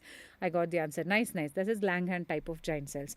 And now, what was the reason for this granuloma formation is what they are asking. Is it complement 5A, interferon gamma, histamine, bradykinin? If you have thoroughly studied the pathogenesis of granuloma formation in inflammation chapter, or if you have thoroughly studied the pathogenesis of type 4 hypersensitivity, you will definitely know the answer, right? Initially, macrophage will try to engulf those Mycobacterium tuberculosis. They failed to do that. There is failure of phagolysosome formation. 3 weeks they'll wait, try to fight. It won't happen. Next, what they will do, they'll call helper T cells. What type of help? Th1 helper T cells are, CD4 type cells are called for their help. Now, what does it do? While calling for the help, how do they call? Do they have any number? Yes, they dial interleukin 12, meaning they just send interleukin 12 signals so that there is more and more proliferation or differentiation of CD4 Th1 type of helper cells, so that they release more and more of interferon gamma. With the help of this interferon gamma, this ordinary macrophage will convert into what is known as epithelioid histiocytes. Very important. And the aggregate of that epithelioid histiocyte is nothing but granuloma formation. Remember this. And while forming the giant cells, they become more and more powerful. This is the story of granuloma formation, and interferon gamma is a major cytokine which plays a very important role. Granuloma, interferon gamma. So this way you can remember this. Very important. So never forget this. Okay, pathomechanism of granuloma formation. What else they can give you in future is caseous necrosis. Please try to appreciate this caseous necrosis, where you don't see any nuclear remnant, like amorphous pink eosinophilic material, and surrounding which you will see multiple granulomas. This appreciation of caseous necrosis is very important in the image, because most common causes tuberculosis. Yes, you can see caseous necrosis in other causes like syphilis, histoplasmosis, coccidioidomycosis, etc. Okay, so they can give you image based question where you have granuloma, caseous necrosis, they then dig into pathomechanism. Okay, even that can happen. Remember, interferon gamma is for granuloma. Okay, so this is the journey of granuloma formation, and we have a lot of giant cells in pathology. So any of those, even totem type of giant cells, xanthoma, tumor giant cells, in case of any malignant tumor, right? So such questions can also be asked. The cytokines, I'll come back to this later. Because there are many questions on cytokines in one of the INICET exams, right? Now, moving on to the next set. Which of the following are features of necrosis? It's a very easy question. Disrupted cell membrane. Necrosis is a mode of cell death, right? So there will be disrupted cell membrane. There is cellular swelling. It induces inflammation. Everything is true. What is not true is necrosis is always pathological. Always pathological. Remember this. Necrosis is always pathological, whereas apoptosis can be both physiological as well as pathological. Okay, that's why it's a very easy. I know which of the following are features of necrosis. Disrupted cell membrane, it induces inflammation and cellular swelling. Why it induces inflammation? Because the cellular contents leak out, they come out, right? So that content can invoke the response of neutrophils and induce inflammation. Now, differences between necrosis and apoptosis is something basic, and there you can't go wrong. Okay, no excuses if you go wrong in this, because you have to remember and understand the concept, right? So, necrosis is always pathologic. The cellular contents leak out, cell size get increased. What are the nuclear changes? So, next you can anticipate question on this nuclear changes. Very, very important. That is, if this is a normal cell, if the nucleus shrinks in size, what do you call that as? Pycnosis. Very, very important. You call this as pycnosis. Okay. If the pycnotic nuclei breaks, okay, then you call this as karyorrhexis, breaking of pycnotic nuclei, right? And if it simply dissolves, okay, dilutes into the cytoplasm, which is dying, then you call this as karyolysis. So all those nuclear changes occur in necrosis. In apoptotic bodies, apoptosis, it simply forms the apoptotic bodies, and then only there is chromatin condensation. And remember that necrosis occurs usually in groups, like many cells undergo. Single cell apoptosis can also happen. Okay, and shrinkage of cell is very important. The contents do not leak out. Apoptosis, no, it never induces inflammation. There is no much of time. As soon as the apoptotic bodies are formed, they get within minutes or within seconds, they are getting cleared by the macrophages. They don't send signals to anyone so that there is inflammation which is induced, right? So all those are important differences that you need to remember, and be thorough with the appearance. What is this? So this is the coagulative necrosis in spleen. This is a gangrene type of necrosis. This is very typical. Now, instead of microscopy, a question on TB can even have what? There can be gross, this is a lymph node. There are multiple matted lymph nodes with cheesy white amorphous deposits, which can be seen in the cut section of lymph node. That is nothing but caseous necrosis. The moment you see this, yes, this is caseous necrosis. In India, number 1, number 2, number 3, whatever the cause, it is tuberculosis. Okay, so that's how you can come to the conclusion.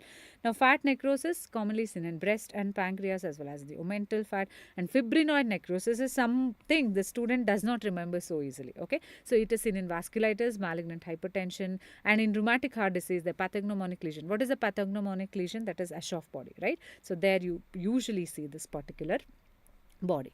Now, this is about the morphologic changes. I have already told you. In apoptosis, you have the cellular shrinkage, chromatin condensation, cytoplasmic bleps, and apoptotic bodies. Now, what you have to remember more than this is, if there is a question on polyacrylamide gel electrophoresis, this is important. Smear pattern, okay. The smear pattern is seen in case of necrosis. If you get this pattern in case of necrosis, because of internucleosomal cleavage, what you get is ladder pattern in case of apoptosis. So, ladder pattern in case of apoptosis and smear pattern in case of necrosis. In case of if you do a page electrophoresis, that is polyacrylamide gel electrophoresis. Remember this, very, very important. The other important question is marker of apoptosis. Do we have any answer? I'll wait for this answer.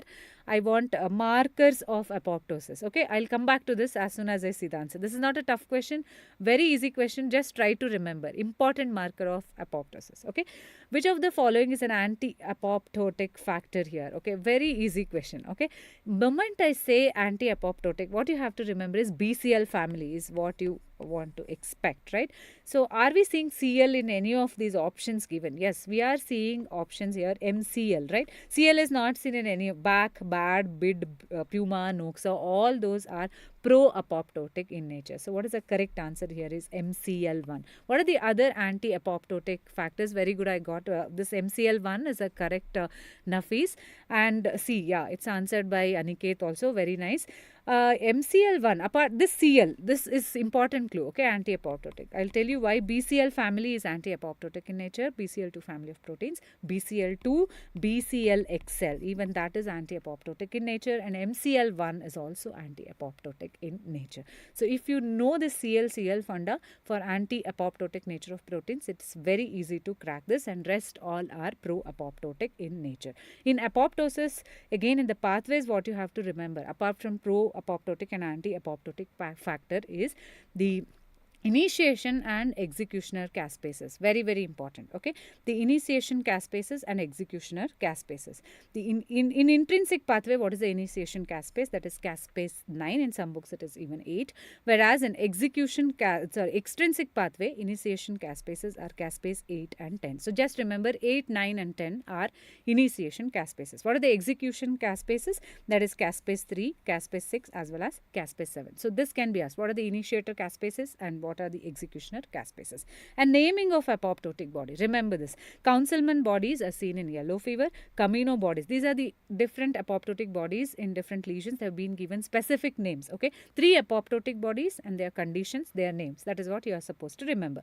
Councilman bodies, yellow fever. Camino bodies in case of Spitz nevus. This is a type of nevus. And civet bodies in case of lichen planus. Okay. So please remember these 3 things. So that can be a simple knowledge based question, right? So this is what about BCL2 I was telling. So I've got many answers. Very nice. BCL2, BCL, XL, MCL1, all those. Please remember them as anti-apoptotic factors. Rest all, whatever options including Puma, Noxa. Okay. So all those are pro-apoptotic in nature.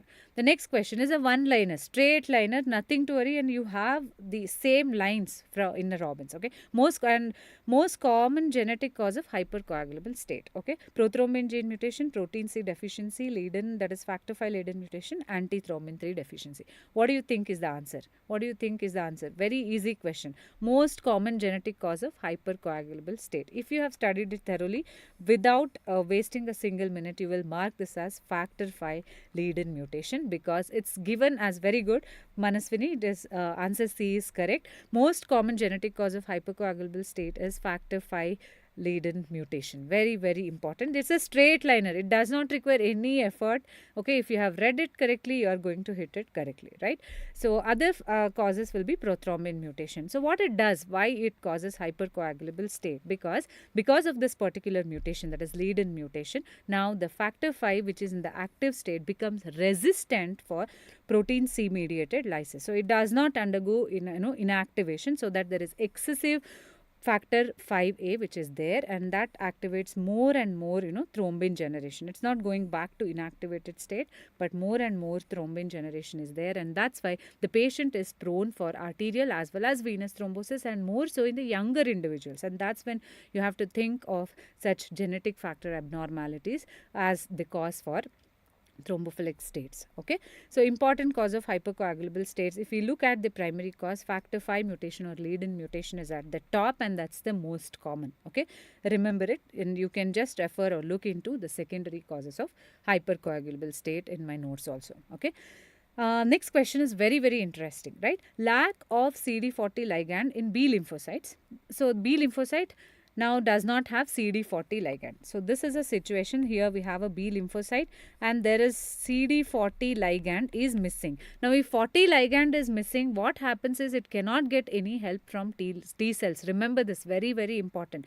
Now if it does not get any help from T cells, what will not happen is there is no class switching. It stops. It can't change its antibody types. Okay, only IgM, because it is synthesized in the beginning, it will remain, but it can't go to G, A and other type of antibodies. Very, very important question. Lack of CD40 ligand in B lymphocytes.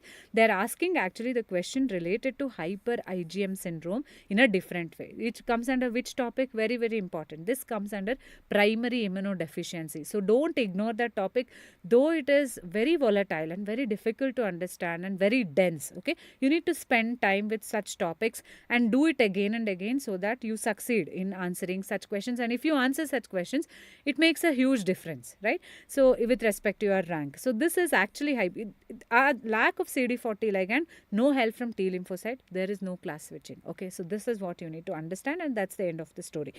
It is no way related to T cells or neutrophil response to infections or NKT cells. Okay, so in primary immunodeficiency, I'll just tell you what is very, very important and what you have to concentrate. Now, severe combined immunodeficiency, as the name indicates, there is both the cellular, the adaptive immunity, the cellular immunity as well as humoral immunity is affected, and this is, it can be autosomal recessive or X-linked recessive. What happens here is accumulation of deoxyadenosine, which is toxic for those lymphoid cells. Okay. Next is X-linked A-gamma globulinemia, which is also called as Bruton A-gamma globulinemia. What happens there is the precursor B cells are not getting converted into mature B cells. Remember this. So you have a condition where there is absent or the reduced mature B cells in the peripheral blood. This is very, very important, and that happens in Bruton A-gamma. As the name, A-gamma globulinemia. So no gamma globulins. Why it happens? Because precursor B cells are not differentiating into mature B cells. Why is it? What is the problem? There is deficiency of Bruton tyrosine kinase enzyme. Okay. Then D-George syndrome. There can be question on this. D-George syndrome is very, very important. That is deletion of TBX1 and other genes at chromosome 20. This is very important. Deletion 22q11 is something very, very important, which affects the organs which develop from third and fourth pharyngeal pouches. Okay, remember this, so that it affects the ultimobronchial, bodies, parathyroids. The patient suffers from hypocalcemic tetany, and in the history there are chances that you will be given a scenario there is absent thymus, heart defects are present. In this case, there are reduced T cells in the peripheral blood. Remember this, that is D-George syndrome. This is hyper IgM. Just now we encountered one MCQ. So absence of CD40 ligand, so there is no help from CD4 lymphocytes, and naturally there is no class switching or affinity maturation. Very, very important. Hyper IgM syndrome. And lastly, CVID or combined variable immunodeficiency. B cells are abundant, but then they are not getting converted into plasma cells. So this is what you need to remember in this case. Okay, there is no switch change from B cells to plasma cells in case of combined variable immunodeficiency. Okay, so this is a table which you have to literally go through and slowly understand what are the defects in various different types of immunodeficiency. Though it's a denser topic, it is a very important topic, and you can expect at least one question in such exams. Okay, which of the following genes is responsible for regulation of T lymphocyte in the thymus? Very, very important concept of immunity, that is central tolerance as well as peripheral tolerance. If you have read central tolerance, okay, that is education of thymus, you know that the T lymphocytes are getting educated in the thymus, and those which are recognizing the self antigens are either deleted there. Either they are deleted or they are modified into what is known as T regulatory cells, which are FOXP3 and CD25 positive. So what is the gene which is responsible for this? Is autoimmune, AIRE, autoimmune regulator gene. Very, very important. AIRE is the gene. This, if you have not studied, then everything looks like Greek and Latin. It's very difficult to answer. If you have studied and if you just know the full form, yes, something related to autoimmune is also there. The answer is AIRE. Other genes are no way related to this kind of central tolerance. So this is a picture which shows you the mechanism of central tolerance and peripheral tolerance in the pathogenesis of autoimmunity. Again, this topic is very, very important, right? So AIRE, if there is a germline loss of this particular gene, then it would result in what is known as autoimmune polyendocrine syndrome. And FOXP3 is a marker which is present on regulatory T cells, which also has CD25 on it. And if it is not there, then it would result in what is known as IPEX syndrome, right? So these two are something which I felt is very important and you should be aware of, right? Which type of ANA staining pattern is seen in the image? Again, this question is very, very important. Okay, so something vaguely you can appreciate here.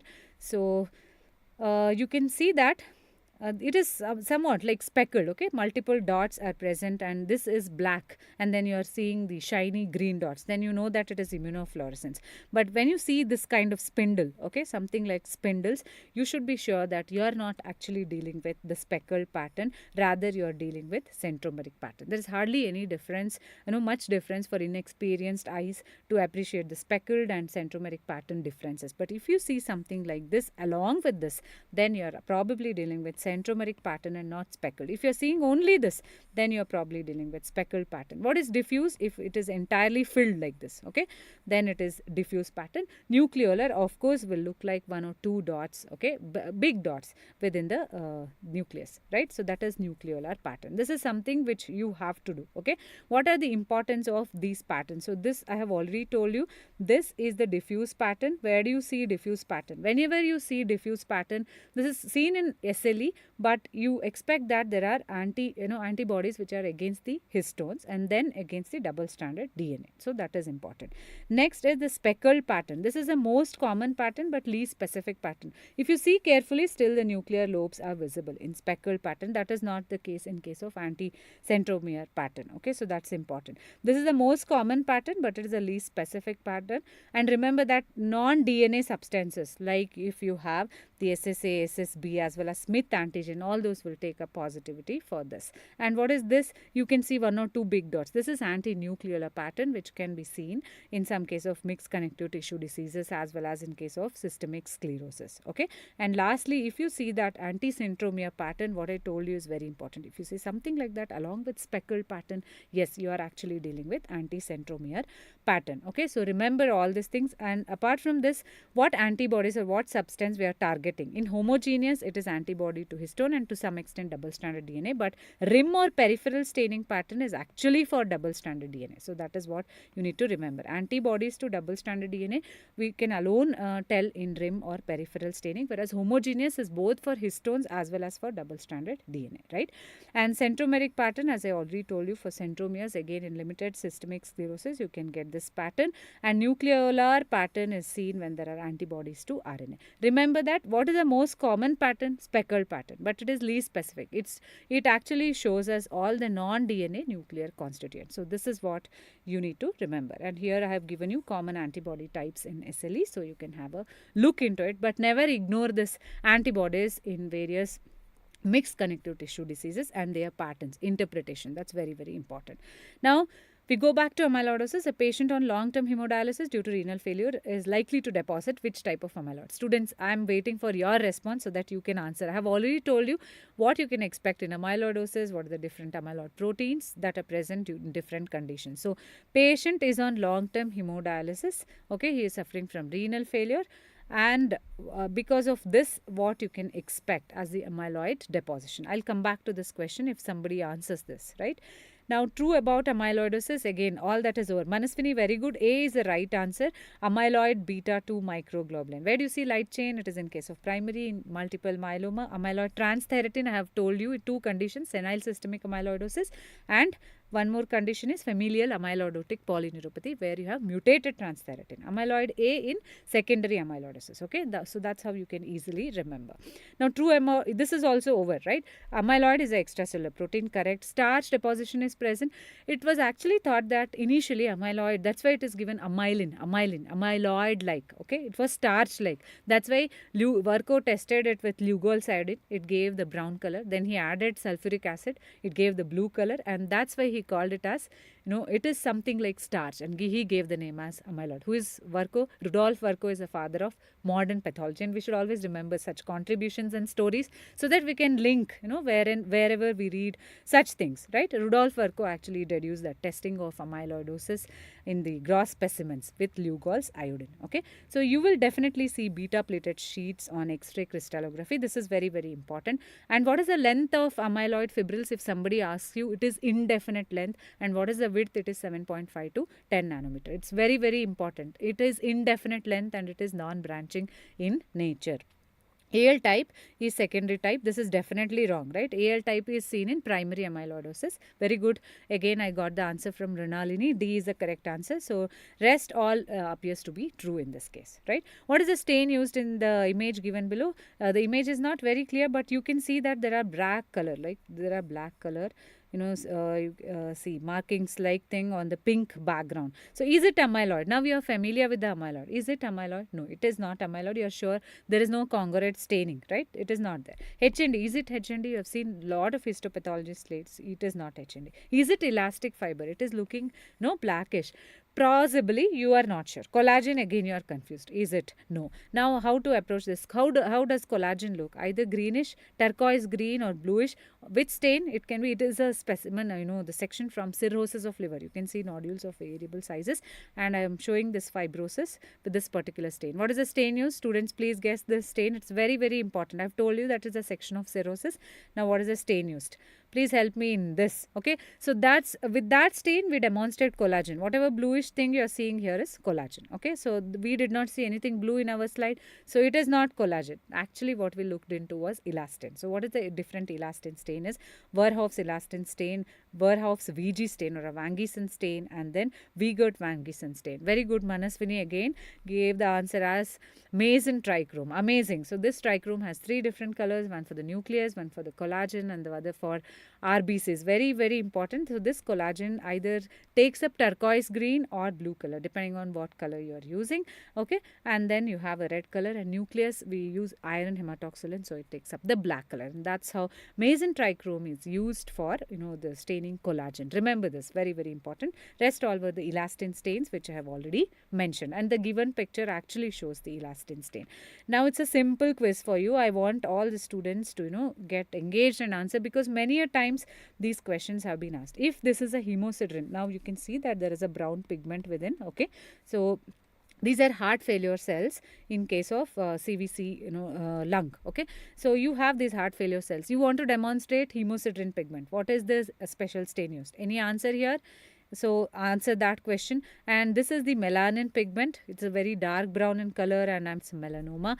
And this is a plant cell appearance hepatocytes with a glycogen storage disease. So what is the stain that I have used here, and what are we demonstrating here? This is the paranuclear pigment, okay, which you can easily see in the heart, and this is responsible for brown atrophy. So what is a pigment are we talking about? What is this structure and how we can demonstrate this concentric whirl like appearance? And what is this blue again? Okay, what is this special stain which is used here? I'll wait for some more time and come back to this question as I see answers. Okay, you just randomly can give the answers. One for hemosiderin laden macrophages, 2 is some paranuclear pigment, 3 is for this blue color, 4 for this brown color pigment, 5 for this concentric lamellated bodies, and 6 for this plant cell appearing thing. Yeah, number 2 is lipofuscin. Very good. It's a wear and tear pigment. When it gets deposited in the heart, we also call it as brown atrophy. Okay, you can see even in the mainly in case of testis also you can see this. And these pigment indicates that the wear and tear, okay, aging. It's also called as aging pigment. We don't use the special stain because it's quite obvious on the routine microscopic examination. Do we know the special stain for this? I'll tell you this. Vancomycin or alizarin red, you know that this is a calcium which is samoma body, which is nothing but the lamellated calcium which is arranged in the form of concentric circular rings. So that is the special stain. There is the Vancomycin stain or alizarin red is what is to be used. What is the special stain for this? Number 4. Please answer this. By then I'll complete all this, right? So melanin, hemosiderin, hemogentisic acid is something which we did not cover. Please remember this. This will result in a condition called as ochranonin, and that condition is known as olcaptonuria. And do we know the answer for this? What is the special stain for bilirubin? Okay, so please think about all those things, and it needs to be remembered and images to be seen again and again so that you don't forget it. Brown atrophy, remember lipofuscin is deposited, not hemosiderin or any other brown color pigment, right? So again, going for the simple match the following question here. Trinucleotide repeat, trisomy 1813, HB beta chain abnormality. Very, very simple. So you can expect some simple questions also when you're solving, the intense topics or the dense topics, amidst which if you see this, we call this as breathers. Okay. So trinucleotide repeat naturally for Huntington syndrome, trisomy 8 for Edwards syndrome, trisomy 38 for, I think everybody remembers this way, E for 18. Okay, 13 is Patos, and you know that beta chain abnormality is seen in sickle cell. So you should never miss such breathers which come in between and hit it right and don't go wrong there. Trinucleotide repeat mutations are those diseases which are inherited in a non-classic way, that is called as non-classic pattern of inheritance. Okay, so you can expect these trinucleotide repeat mutations to occur in the non-coding region or in the coding region. Remember that those who occur in the coding region where we have the repeats of CAG, wherein in non-coding region it is different. For Fragile X syndrome it is CGG, Friedreich's ataxia it is GAA, and myotonic dystrophy T is there, that's how I remember. Usually the C and G are the combinations which are present. Okay, and this trinucleotide repeats, you need to remember that it follows skip generation pattern. That is very, very important. And Fragile X syndrome is a prototype of this particular disease, which you need to remember. And then anticipation. What do you mean by anticipation? That is severity of the disease increases as the generation passes. Okay, so that is nothing but the anticipation. And it is said that in case of Fragile X syndrome, the trinucleotide repeat amplifications, they occur in oogenesis. So this is one of the important disease that is with non-classic pattern of inheritance. This is non-Mendelian. Okay, this does not follow the Mendelian law of inheritance. Okay, so the very good students are actually answering the question on special stains. So Mason-Fontana stain for melanin. Very good. So this is Mason-Fontana. It is solved. And somebody answered Pearl's Prussian blue for this, yes, hemosiderin laden, and this is actually a pearl Prussian blue stain in case of paroxysmal nocturnal hemoglobinuria in renal tubules. And I will tell you, in case of glycogen storage disease, what you can use to demonstrate glycogen is periodic acid shift, right? So you can use this and treat with diastase and see whether it's really glycogen or some other. If it is, digested with diastase, yes, it is glycogen. If it is not digested with diastase, it is not glycogen, but it is some other thing. Okay, so that's how you can use special stains and demonstrate various pigments. Pigment is a very important topic for your entrance. You have to practice seeing those images and remembering the special stains. It's not difficult, right?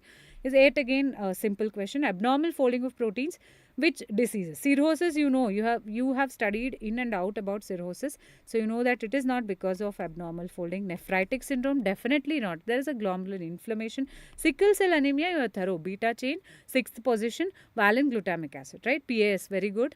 Nafis, so the PAS stain, we just finished with the conversation. So you are thorough with all this. Prion diseases are example of misfolded proteins. Remember this list: Alzheimer's, Parkinson's, prion. If you remember prion, Parkinson's, I think most of the questions. Alpha-1 antitrypsin, transthyretin. You can look at the options and just, find out the answer by the exclusions. Okay. Pedigree, I have already told you, so I am not going to repeat it again. But this question is important. 47-year-old person, post-renal transplant, was investigated. Now, post-renal transplant, usually what you expect is BK polyoma virus to be present, which are called as decoy cells. Okay, that is more common when compared to CMV in urine. But what they have told is, on urine examination, there are cells with classic owl's eye inclusion. Moment you see owl's eye inclusion, what are the things that you get? One is CMV, cytomegalovirus inclusions, which are owl's eye inclusions, intranuclear eosinophilic cytoplasmic inclusions, which is very, very important. Okay, you can never forget this. What else looks like owl's eye? I'll leave it to the students. I'll wait for you. Okay, give some examples in tumor where you see this owl eye like inclusions. Okay, CMV, human papilloma virus. Human papilloma virus, 3 things you have to remember. Triple M. Okay, nuclear molding, margination, multinucleation. So that is a feature of human papilloma virus. Are we seeing all that? We are only seeing inclusions. Moment I say owl eye, it is CMV. Epstein-Barr virus, what you see? Prominent immunoblasts, you can see enlarged nucleus with prominent nucleoli, but even Donny cells you can see, skirt-like border of the atypical lymphocytes you can see, but not inclusions like this. So with that, what is the answer? CMV is the answer. If it is BK virus, what it gives is the decoy cells. Remember this. Next time the question can be, urine showed presence of decoy cells. Why they are called decoy? Because they deceive to be a malignant cell. That's why they are called as decoy cells. There you see the ground glass appearance of the nucleus with moderate amount of cytoplasm. This is how a decoy cells look. That is because of BK virus or polyoma nephropathy. Okay. So very good, Manaswini. Again, Reed-Sternberg cells are one cell which again looks like owl eye. Okay. Mirror image nucleus with prominent eosinophilic nuclei. Exactly like that. If you see in case of infection, inclusions, eosinophilic inclusions, we are actually dealing with CMV. In my notes, I have given lot of such bodies. Okay, Leishman-Donovan bodies, owl eye inclusions, lot of such things have been given. Please go back and refer in my notes. This is again one of the important repeats. Like I have 3-4 questions based on the same image. Okay, this is very, very important. Dermatology department, 10-year-old child presented with multiple small papules on the face, and this was the lesion. In some of the questions there are more clues. Okay, this is the lesion. Now look into one more question where they say that multiple skin lesions are present on inner thigh and genital area. Okay, and central umbilication is also present like this. Okay, and histopathological image is given. Okay, this is also one more question. Now one more question is again inner thigh, you have a lesion. Histopathological image is given which shows multiple intranuclear inclusions. Large inclusions are present. Okay, which are consistent with, they have even making it very, very easy, Henderson-Peterson bodies. So conclusion of all 3 questions together, if we want to put it in one condition, what is the diagnosis? Can anyone tell me?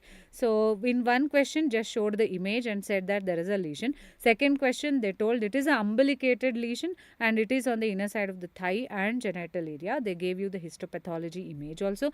Third, they gave you one more clue telling that there are Henderson-Peterson paterson bodies. So what is the diagnosis, students?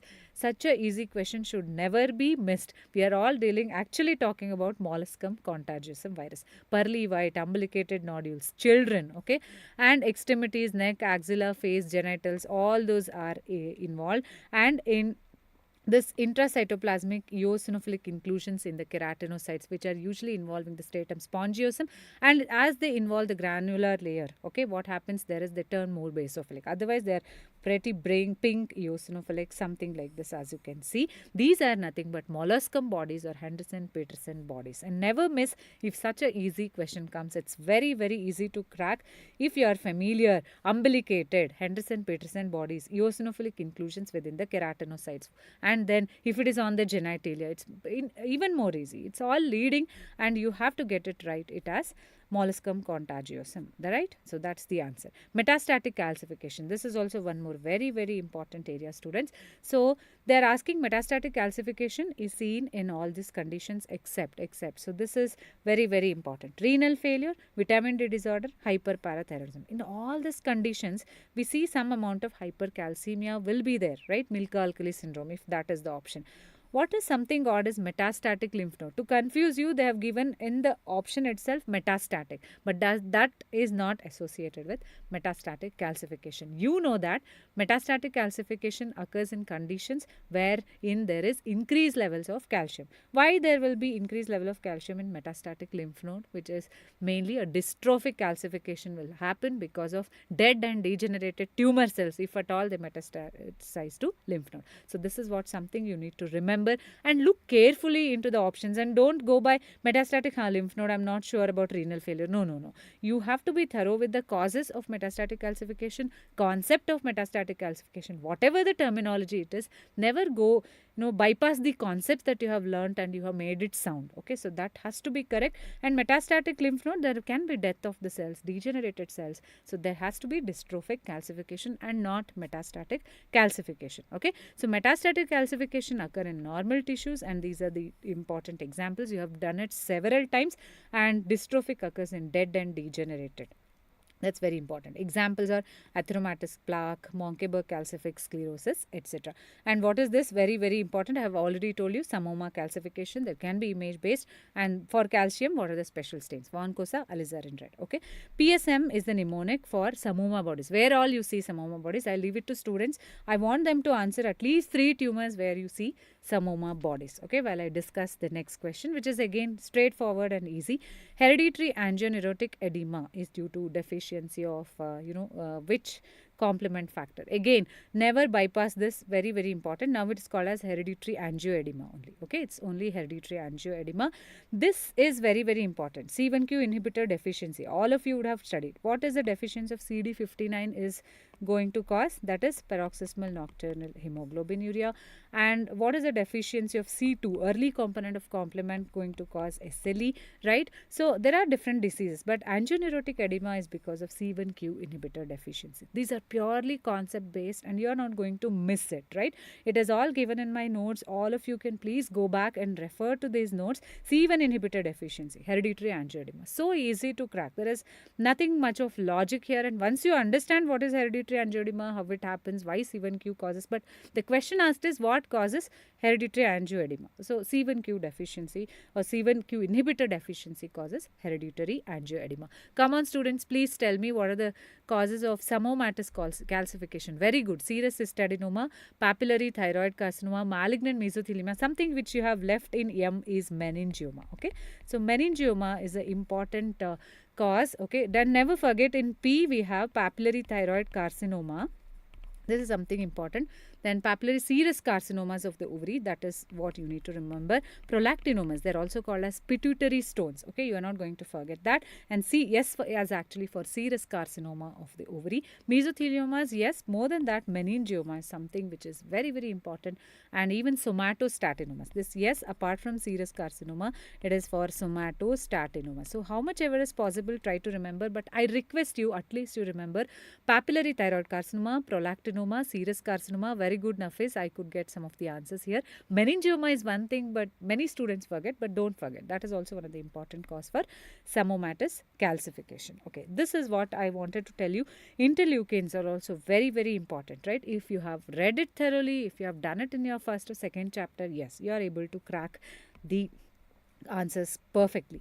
Interleukin 4. What do you know about interleukin 4? Interleukin 4 actually stimulates B cells to produce more and more IgE antibodies. Okay, this is from the Th2 helper cells. That is what you need to remember. What does IL-5 do? You know that it increases the proliferation of eosinophils, so it causes eosinophilia. Interleukin 9 and 13, you have no clue.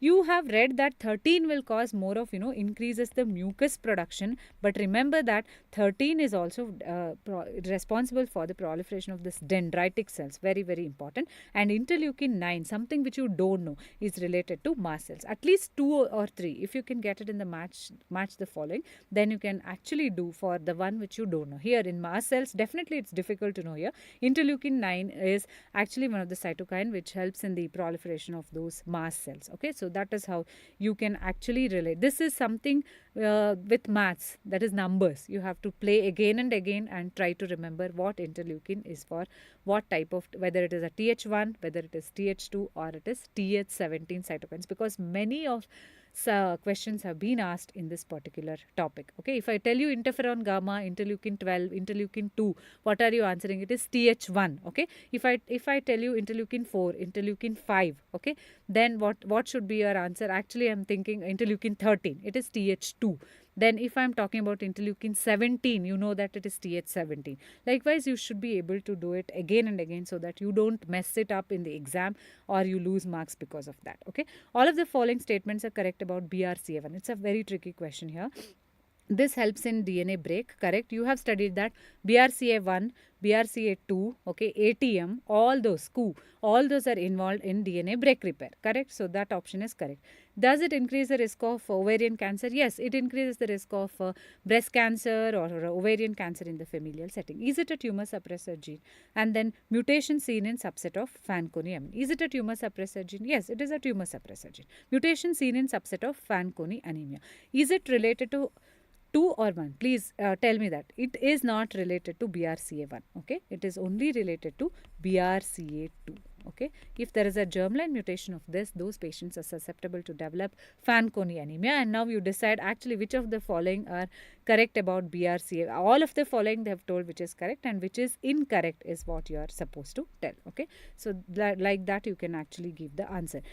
Now, this is about DNA repair. This is something which is very, very important. BRCA1, BRCA2, CHEK2, okay, MSH2, ML. I have told you mismatch repair, what are the ones which are associated, and what are the ones, that means the genes which are associated with repairs of double-stranded DNA breaks, okay, which is associated with familial carcinoma, breast as well as ovary. In fact, BRCA2 is more implicated in pathogenesis of male breast cancer, right? So you have to know in detail about BRCA1 and BRCA2, the location of the chromosomes, that is chromosome number 17 and 13 for BRCA2. And remember that BRCA1 is most commonly triple negative breast cancers, whereas BRCA2 is usually ER positive. This is something which I want to emphasize because in the upcoming questions, because the questions are now, if you look at the trend, it is on molecular subtypes, not on morphology, especially with respect to breast cancer. It is going to be genetics, molecular subtypes, or it is on prognosis. Okay, so you concentrate on this. It is triple negative BRCA1, whereas ER positive in case of BRCA2. Okay. Now, carcinogen associated with clear cell carcinoma of female genital tract. This is pretty simple. So, you get such breather slides in between and you have to look for the right time and finish it in short time. So, you know that it is stilbestrol. It is not alcohol. It is not oral contraceptive pills, and it is not tobacco. So, the entire list of chemical carcinogens and what is the cancer implicated. Out of that, few are very, very important. Now, if I ask you suddenly cadmium causes which cancer, it is difficult, right? You need to see it repeatedly. It is carcinoma prostate. asked it. Vinyl chloride, many a times it is asked, that is angiosarcoma of the liver. Benzene, it has already come in NEET PG, that is acute myeloid leukemia. Arsenic, if I ask you, it is carcinoma skin, lung, etc. Right? Polycyclic aromatic hydrocarbons, it is carcinoma lung. Aflatoxin, if I ask, it is carcinoma liver. So like that, you should have that insight, and grab it as early as you can and retain it and then answer it. So these things require repeated revision. Okay, similarly, the cancers which are associated with chronic inflammation, as well as the immunodeficiency diseases which are associated with cancers, that you need to revise and go back, just look into those notes and be thorough with those things. Yes.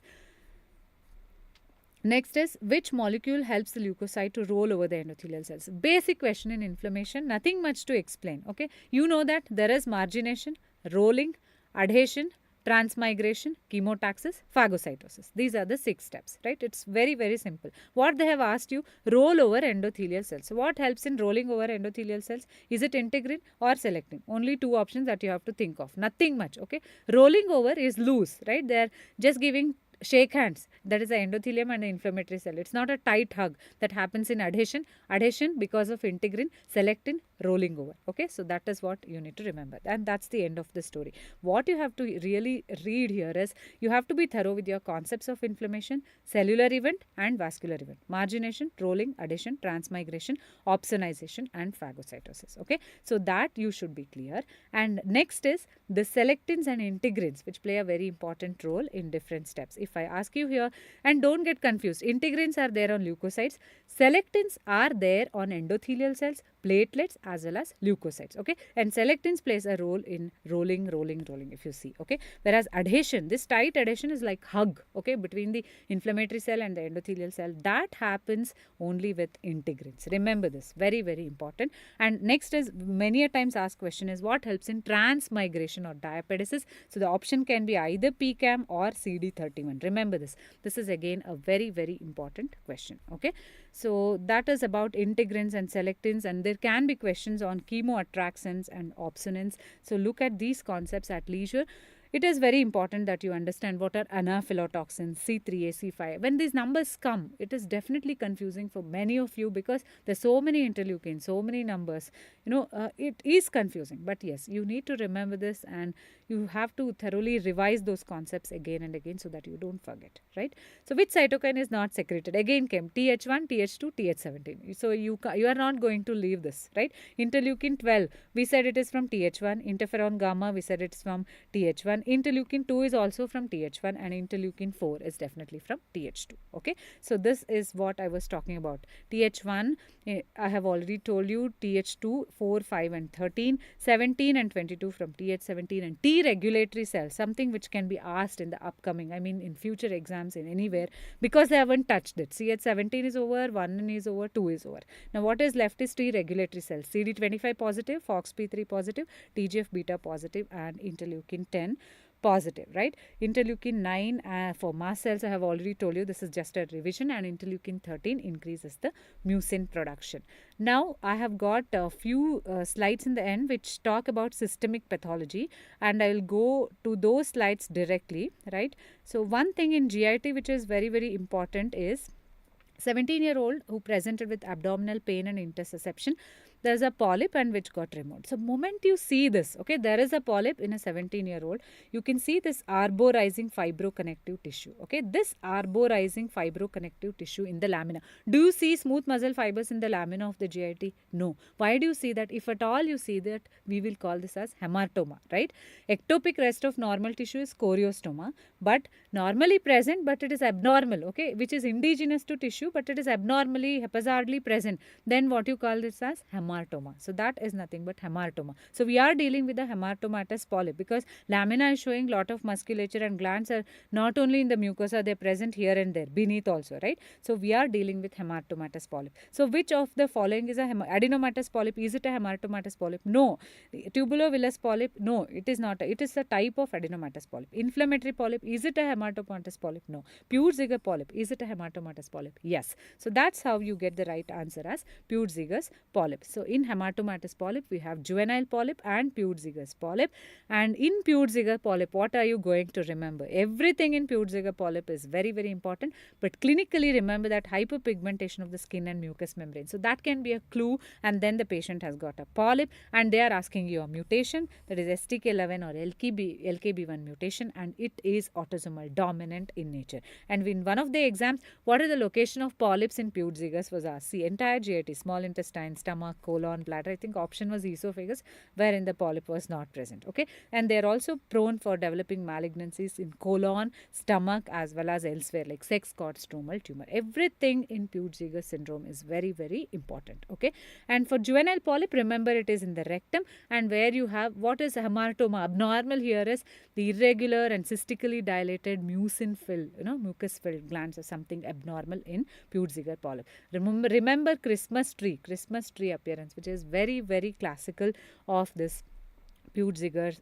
syndrome, where you have this kind of polyp, for this ramification of fibromuscular tissue amidst these glands, which are benign glands. Okay, so that is very, very typical of Peutz-Jeghers polyp. This is called as Christmas tree appearance, and you should never forget this. So this is the image of juvenile polyp. This can also be given. You have lot of mucin which is filled, and irregular and cystically dilated mucin filled glands are present. Okay, so that can also be a question in future, where they ask you about juvenile polyp. That is also a hematomatous polyp, where you don't have much, until and unless it is a juvenile polyposis syndrome, you don't have much risk of malignancy when compared to that of Peutz-Jeghers syndrome, with there you have increased risk of malignancy, not only in the GI tract but also elsewhere. Okay, this question again, 60-year-old male, low backache, involvement of thoracic vertebra, so he has a fracture. Serum calcium, what do you think? 9 to 11 is normal. Here it is 13 milligram per deciliter, so it is increased.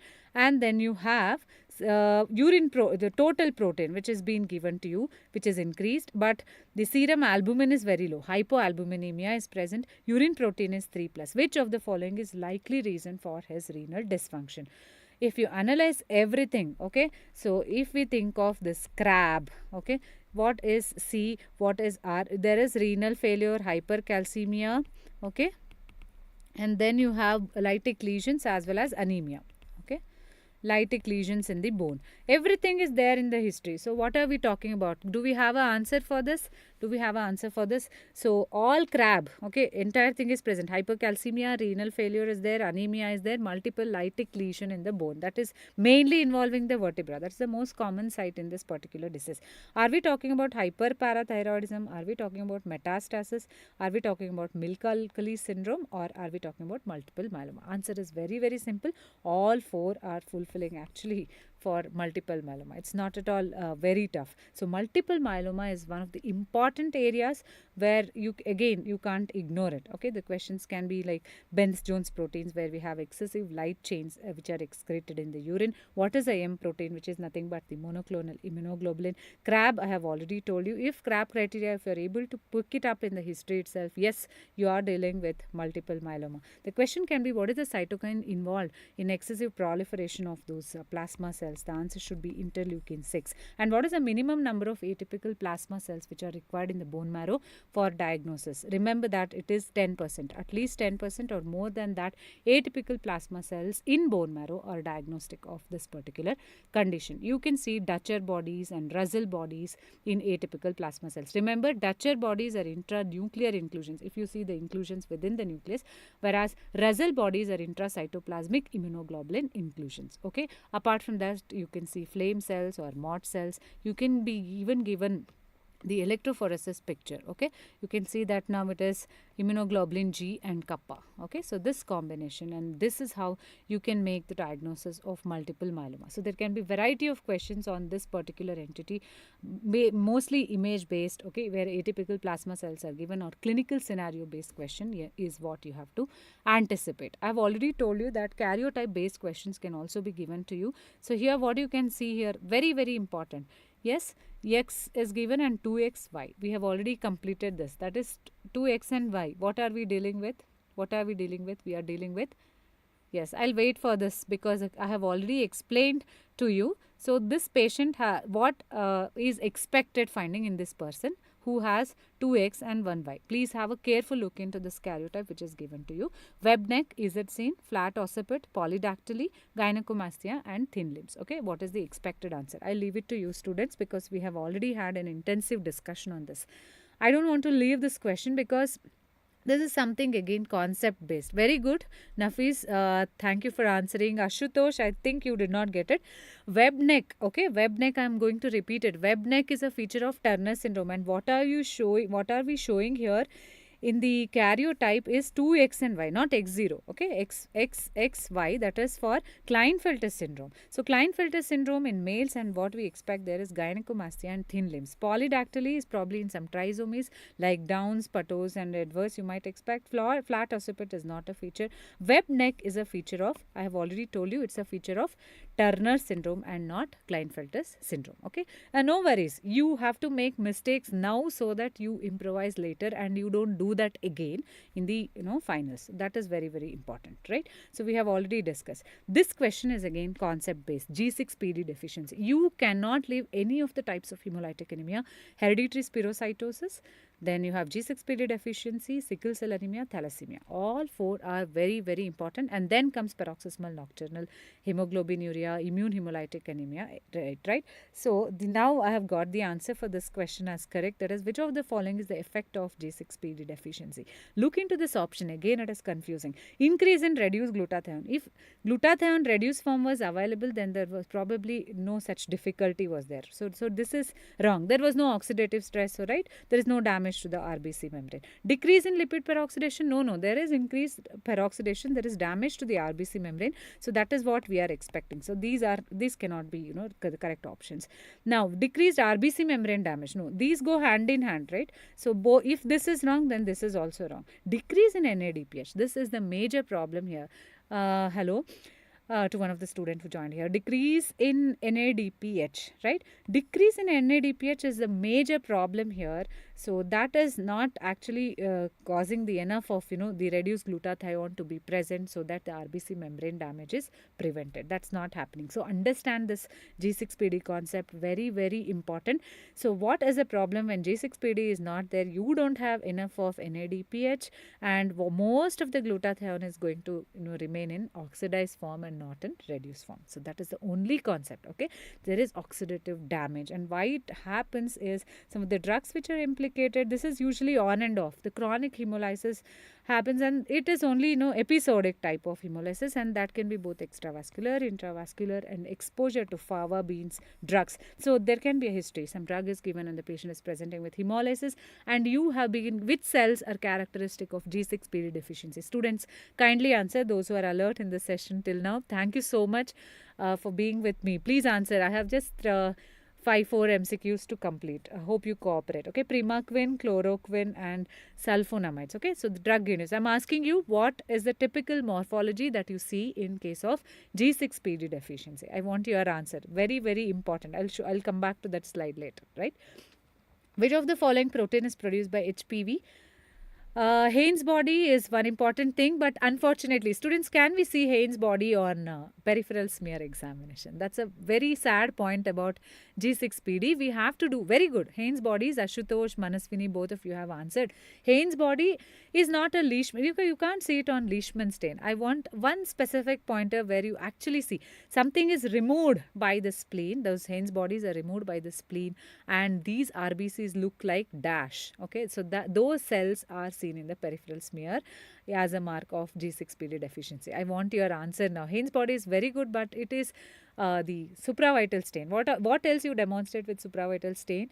That is, reticulocytes are demonstrated with supravital stain. Very, very important. HBH inclusions are demonstrated with supravital stain, and Haynes bodies, that is denatured hemoglobin, is demonstrated with supravital stain. Bite cells is an excellent answer again, Manaswini. So bite cells look something like this, right? If you bite apple, just keep it Compare. So you have the same here. These are the bite cells. Who has bitten this? The spleen has bitten this. Why it has bitten? Because they had that abdominal Heinz bodies, that is precipitates of hemoglobin, and that's why it looks like bite cells, and that is very, very important clue for G6PD deficiency. And this is polychromatophils, indicating that the hemolysis is going on. Remember that it is self-limiting and episodic, and that's why in G6PD you don't have chronic hemolysis. Okay, moving on to this question and this concept again. Which of the following proteins which is produced by HPV suppresses RB gene, that is retinoblastoma gene? You know that LMP, what is latent membrane protein, this is not related to HPV. At least this much you are expected to know, because we can't go back to now. LMP1 is produced by Epstein-Barr virus, and there it induces chemical carcinogenesis. That can't happen. TAX is by HTLV1 virus, okay, which causes adult T cell leukemia. LMP1 by Epstein-Barr virus, and that is implicated in many of the non-Hodgkin lymphomas, nasopharyngeal carcinomas, some of the variants of Hodgkin lymphomas. Hodgkin lymphoma is also one of the very important areas for your exam, starting from morphology to different types and what is caused by EBV, what is not caused by EBV. Please concentrate on that. Now we are left with only two options, whether it is E6 or E7. I always tell my students, if P53, 5 is close to 6. So just remember this, PE6, okay, it interferes with the activity of P53. Over. So E7 is the one, we are left with that, and that actually suppresses the function of RB gene. So what is important in biological carcinogenesis is what is the genome implicated, what is the cancerous agent or which infective agent is causing the cancer and how it causes, and what is the lesion associated. So never ignore this particular topic. I have told you E6, 6 is close to 5. Just remember that 6 for P53 and TERT, E7 reduces RB gene, okay, and Epstein-Barr virus, LMP1 and EBNA2. Okay, the mechanism of action you need to actually go through and understand. Human papilloma virus is associated with squamous cell carcinoma of the cervix. That is high risk type. Okay, if it is low risk type, if we are talking about low risk type, that is 6 and 11, then it is associated with genital warts, which we call as condylomas. Okay, and we have one other variant, that is 1, 2, 4, 7. They just cause papillomas. They don't even cause condyloma or genital warts, like laryngeal papillomas are associated with such type of HPV. Okay, so these are high risk type, which mainly suppresses the action of P53 with respect to E6 and RB gene with respect to P7. You need to remember this. Again, one more important immunofluorescence image based question. If you are seeing a fishnet, okay, so just remember this fishnet pattern. This is called as fishnet pattern. Okay, here the antibodies are against desmogleins. That is what you need to remember. So students, what are we talking about? What are we talking about in this condition? With respect, this immunofluorescence pattern, this is going to be an indirect immunofluorescence, okay, most of the times. And here you have these, the fishnet pattern. You can do it with diff or indirect. Mostly for the splitting studies, you have to go for indirect. Otherwise, you can do a direct immunofluorescence also. You have a bulla, okay, you can see here. And you above the basement membrane, yes, you have that separation, and here the squamous epithelial cells are showing fishnet pattern. So if you see fishnet pattern, you are dealing with pemphigus vulgaris. And if you just see a linear staining, okay, this is a linear staining at the dermoepidermal junction, okay, so then you are actually dealing with bullous pemphigoid. And remember that suprabasal bulla, they are within the epidermis, above the basement membrane. They are the characteristic features in case of pemphigus vulgaris, pemphigus foliaceus, etc.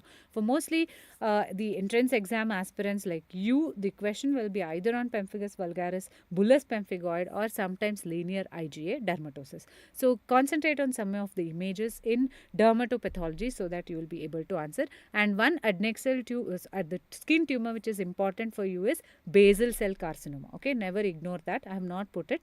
And next is urine examination, some of the crystals that you can see. Okay, that is uric acid, calcium oxalate, triple phosphate, and cysteine are the option. Now, what is the answer here? Can any student try? We have 2 more slides to complete. Can we see that? Can any student attempt this? We have the envelope shaped crystals. So such crystals are also very, very important. All these are image based, so you have to spend time. We are very good. Pemphigus vulgaris was the answer for that because of fishnet. Can we try? Nafis, this calcium oxalate crystals which are envelope shaped. Okay, right. Now These are envelope shaped crystals which are calcium dihydrate crystals. This is very, very important. Calcium oxalate can be dihydrate or monohydrate. Dumbbell shaped are monohydrate, whereas dihydrate are they are envelope shaped. If we see coffin lid, I have left it unlabeled because of you, because for you students, what is coffin lid? Now, coffin lid crystals are seen in which, the crystal deposition. Please answer. This is a very easy question. Okay, so I'll be waiting for your answer here. And the hexagonal crystals are typical of cystine. Again important. Petal shaped or floret type, if you see this, then we can see this in uric acid. Okay, uric acid crystals. Then if we have some, I used to call this in my student days as broomstick. If I see something like bundles of needles, I call this as tyrosine crystals. And if it is something like thorn apple, no, then this is ammonium biurate crystals. Very good, Ashutosh, you got it right. Triple phosphate, Manaswini also has answered. This is coffin lid crystals. Okay, the coffin lid shaped crystals, which are nothing but triple phosphate or the struvite magnesium ammonium phosphate, or the triple phosphate. Very, very important. Triple phosphate crystals or coffin lid. So you already had question on this envelope shape. Next time you can anticipate question on the other things like the coffin lid shaped crystals or the leucine crystals, cystine crystals, etc. Right? So you have to be thorough with their morphology. Now, I want to tell you on this nodular lymphocyte predominant Hodgkin lymphoma and classical Hodgkin lymphoma. If you refer my notes, I've already given you the difference. But to emphasize, Hodgkin lymphoma is one of the very, very important topics that you should never ignore. Right?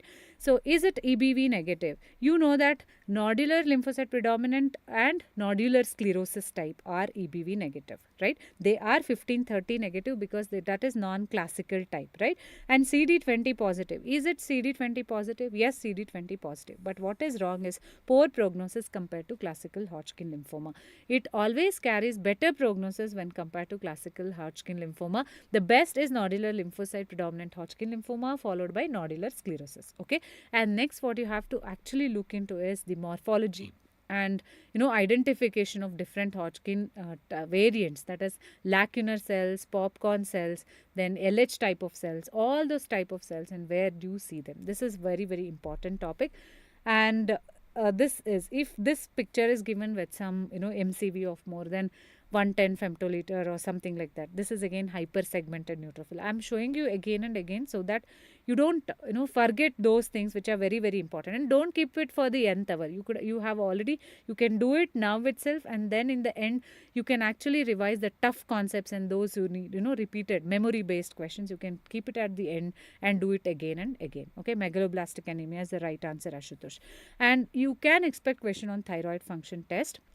Patient is having weight gain, lassitude, and investigations revealed increased TSH with low T4. What is the most likely diagnosis? By the moment you see low T4, yes, we are dealing with hypothyroid. Now look into the options. Pituitary adenoma, hypoparathyroidism. They did not tell you about anything thyroid releasing hormone, only they told about TSH and T4. We can only relate two things better here, so we will restrict our thinking to thyroid. Now Graves' disease, you know that it is hyperthyroidism, right? So you expect increased T4, increased T3, and low TSH.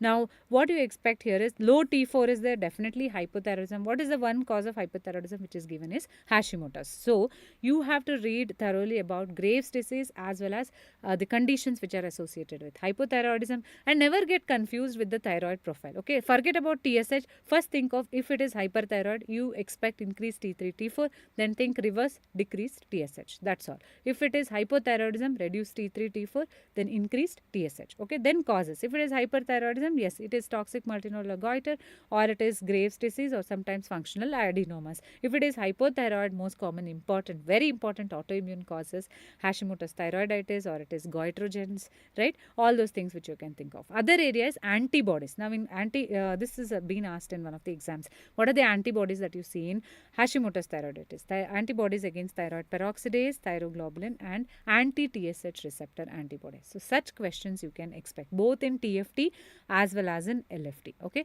the gross and microscopy and Hurdle cells in case of Hashimoto's thyroiditis, oxyphil cells or Hurdle cells. Why they look eosinophilic? Because of abundant eosinophilic cytoplasm. One knowledge based simple question. Most common retroperitoneal tumor. Does it require any revision? No. One or two times if you have studied, if you have heard, it is over. So what is the most common retroperitoneal tumor. I'll leave it to students. This is again very, very simple. Rhabdomyosarcoma, neurofibroma, liposarcoma, synovial sarcoma.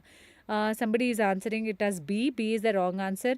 What is the tissue which is rich with? Only you have got a lot of fat and some tissue. Soft tissue tumor we are expecting here. So that is liposarcoma. Okay, it's purely knowledge based. If you have studied this, yes, you are going to answer it. Okay, regarding aging, sirtuins and telomerase is what you can expect the question. So the question is, all of the following are true about telomerase. Telomerase, is it reverse transcriptase? Yes. Does it have high fidelity in DNA synthesis? Yes. Only in eukaryotes. Very good. This is only seen in eukaryotes. That is very, very important. Is it involved in DNA repair? We studied about various very good Nafis. You answered it as liposarcoma. That's the most common malignant retroperitoneal tumor. Very good. Now, is it involved in DNA repair? We studied about various types of DNA repair, starting from double-stranded break repair, mismatch repair, homologous repair, non-homologous end joining repair, nucleotide excision repair. Did we study the role of telomerase anywhere? No, it does not play any important role. So, what are those repeats? TTAGG are the repeats in telomeres. It has got reverse transcriptase activity. Highest telomerase activity will be seen in case of the embryonic stem cells. Very, very important. And also the gonadal cells, they also have that. But at somatic cells, the telomerase activity goes on decreasing until they attain senescence. And the number of times a differentiated cell can replicate, before it attain the senescence is known as Hay-Flick limit. That's like a biologic clock. Please refer to it. Hay-Flick limit. This is something important. Hay-Flick limit. Okay. And this has high fidelity in DNA synthesis and does not play any role in case of, the DNA repair, something that is very, very important. Target cells, that where do you see target cells? You see in case of thalassemia, and where it is important. Why do you see that central target? This is one of the interesting questions. Target cells are due to X. You know that this is how a target cell looks, that is red in color. But why do you see that central dot? Is it because of hemoglobin? If you have that assumption, please remove that. It is because of excess lipid material which is from the membrane. Okay. So remember, this increased cell membrane to volume ratio is seen. Either gain of the membrane of the lipid or decreased volume will make target cell appear like targetoid. Okay, so that's the reason. Increased cell membrane material or the decreased, the cell volume will appear the cell to look like target. So this is what you need to remember. Okay, and JAK2 mutation is one more important area. Chronic myeloproliferative neoplasms, CLL, all those are very important areas that you have to look into. Okay, so JAK2 mutation is more commonly seen in which type of leukemia? So CML, yes. ET, yes. Polycythemia vera, yes. Myelofibrosis, yes. Everywhere you see CML, you know that BCR-ABL, it is Philadelphia chromosome. We are not touching that. Now, ET, PV and PM, in all those JAK2 mutations are seen, but most commonly seen in polycythemia vera. So that's what I want to emphasize is, the concept. But sometimes you need to go into the depth and find out which is most common, which is least common, because such questions have been asked. It is not sufficient to know that JAK2 is seen in myeloproliferative neoplasm. No, that's not the end of the story. If you do that, you will miss on such questions. You have to be more specific, and most commonly, you should have that interest. Is it uniformly seen in all or most commonly seen in? Yes. Very good, Ashutosh. Again, polycythemia vera is the correct answer that you gave. Okay. JAK2V61F. This particular mutation, very, very important, seen more commonly in polycythemia vera, followed by essential thrombocythemia, and then we have primary myelofibrosis. Okay, this is one more important question. I just want all of you to go back and find out more in detail about this, that is thromboelastography. Okay, if you want to study everything about the the clotting, you want to study about platelets, coagulation factors, fibrinolysis, everything together in an emergency where the surgeon and anesthetist is probably waiting for some surgical intervention, and you have to do everything together. There, the PT, APTT, CT, you can't do everything together, right? They have asked you entire coagulation pathway together. So that is nothing but thromboelastography. So TEG is one technique where you study the efficiency of blood coagulation, platelet function, clot strength, as well as fibrinolysis in one go. Very good. Thromboelastography is the option. And next time they might give you a graph of thromboelastography and what are the parameters that we are looking for. R is one important thing that you have to see. That is, R is time for the initial clot formation. And this is where the maximum clot formation happens. And this is where the fibrinolysis starts. Okay, this is still the coagulation factor and the clot formation. And this is for fibrinolysis. So this graph is what I want you people to be familiar. Okay. Now moving to almost the last questions here. I will in the end I will tell you what is something which we have probably missed in the session, but you should not be missing. Okay, a female patient with metastasis of adenocarcinoma in liver. Female adenocarcinoma liver is there, that is metastatic, and cytokeratin 20 is positive, CK7 is negative. This has been asked in many of the entrance examination. Okay, so lung, colon, thyroid, breast. You know that lung TTF1 is the immunohistochemistry marker, napsin. Okay, this is for adenocarcinoma of the lung. Okay, if it is squamous, then you have to do P63 and then you have to do P40 and pancytokeratin. Okay, that is for squamous cell carcinoma.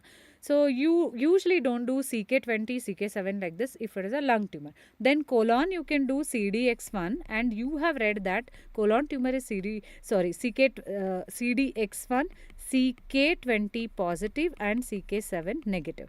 Thyroid, you have always read that TTF1 is positive, and if it is medullary, you go for calcitonin. If it is papillary, you have to go for again BRAF mutations. If it is follicular, you have to go for thyroglobulin. Okay, depending on that. Breast, you can do a mammoglobin, right?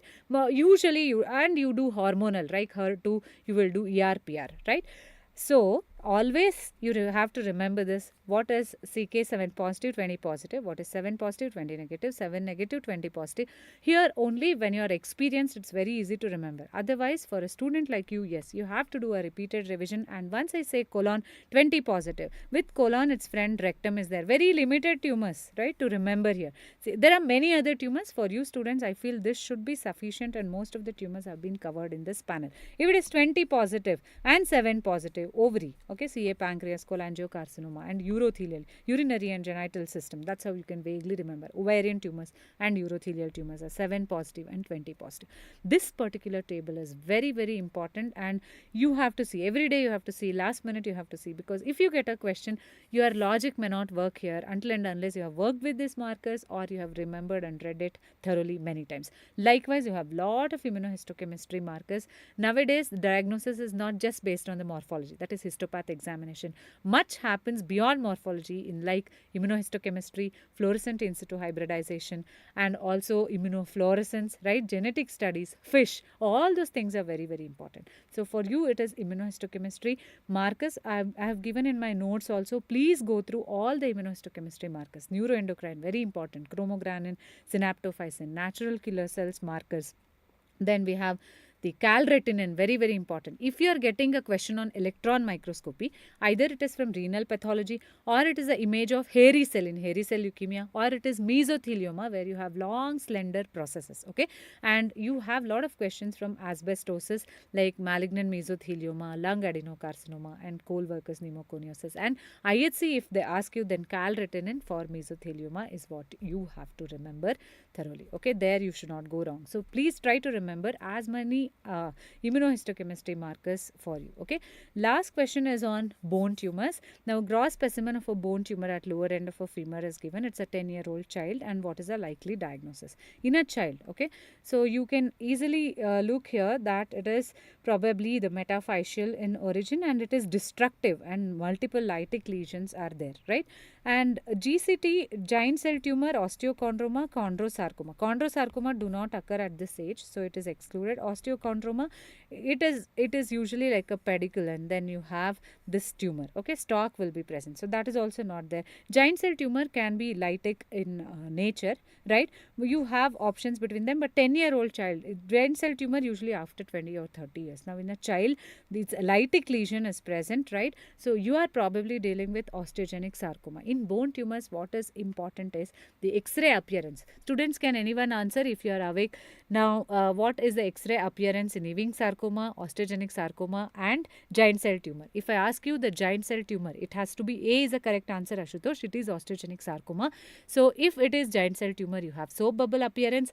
If it is osteogenic sarcoma, you have sunray appearance, so the sunburst appearance, very good, sunburst appearance in osteogenic sarcoma. And if it is the Ewing sarcoma, then you have onion skin reaction because of the the periosteal deposition or the reaction that happens. Okay, so in osteosarcoma, osteoid is the important thing that you have to remember. And in giant cell tumor is a giant cell, but giant cells are not onion peel. Yes, very good. onion peel appearance in case of Ewing sarcoma. Akshay has answered. Very nice, very nice. Sunburst. Yeah. So, in bone tumors, what is very important is origin of tumors, from where they originate. If they say a child, diaphyseal tumor, and you are seeing a malignant round cell tumor, what is the diagnosis? Ewing sarcoma is a very important thing, and that is the diagnosis. Okay, malignant small blue cell tumor of bone, if they give you, for you, it is with some rosetoid and PAS positive material, diaphyseal tumor, onion peel appearance, all those, Ewing sarcoma, right? Soap bubble appearance. Then you have giant cells. They are not tumor cells. Background monomorphic cells are actually the tumor cells, right? Then you have got even the translocation, which will help you in the diagnosis. So all those things you can put it. This is the osteoid that I was trying to show you. And in osteogenic sarcoma, this is what is very, very important. Codman's triangle and this particular lacy osteoid material for osteogenic sarcoma. Okay, there are many of the giant cell tumors are there in bone. You can go through this particular list, and this is what we are talking about. Beautiful soap bubble appearance, as we can see. This is osteoclastoma. Okay. So we looked into so many MCQs till now, and I'll frankly tell you what I could not, because 2 hours is too much to tell you, but I think I have covered more than 100 MCQs, but still some areas I could not touch upon. Lung tumors, we have discussed about the IHC markers, but yes, morphology, their location, that is very, very important. And thyroid tumors are something very, very important. That is papillary carcinoma, follicular carcinoma, medullary carcinoma. They are very, very easy, and definitely you can read on your own, and you can definitely refer our notes, which is there in Manipal Medes app. Definitely everything is given. All points are given. They have been highlighted. You have to go through, and you can take in your own way and revise it in your own way, so that you can remember. So the purpose of solving the MCQs, it helps in sound knowledge, excluding the odds, applying the related logics. Repeated revisions will definitely make you master in approaching such MCQs. And what is the advantages? What is, you can anticipate, right, in future what can come, and you will develop a systematic approach of how you can act. And everybody has their own approach of reaching to a diagnosis, and nobody should counter it. But what should be really sound is your concept. That should be really sound. And when till it is knowledge based, you can't help it. You have to remember certain things. If the question on hypersensitivity reactions and what are the diseases associated with, if the question comes on the different cytokines, their numbers, and from which cells, you can't apply much logic in this. It's very tough. So it has to be memory based. Until and unless these questions are knowledge based, you have to remember this, and you can't escape from it. Okay. And probably when you read it again and again, you will find logic one or the other day, or you will remember it better, like how you remember ABCD till date, without knowing. You have studied many years, and now no effort comes. So that's how it happens. As is your pathology, so is your practice. So as is your pathology, so is your performance. Pathology is the one which helps in bridging, connecting the dots between your basic science and your clinical. Mainly, if your pathology is good, you are able to answer most of the questions from surgery, medicine, as well as the gynec related to its tumors, right? As is your performance, so is your result, definitely. As is your result, so is your seat, right? So everything is actually dependent on how you read, how you dedicate, how you approach the subject, how you take knowledge from everywhere, and how you clear your doubts, and how you make mistakes when you are learning, so that you don't make mistakes when you're actually facing the scenario.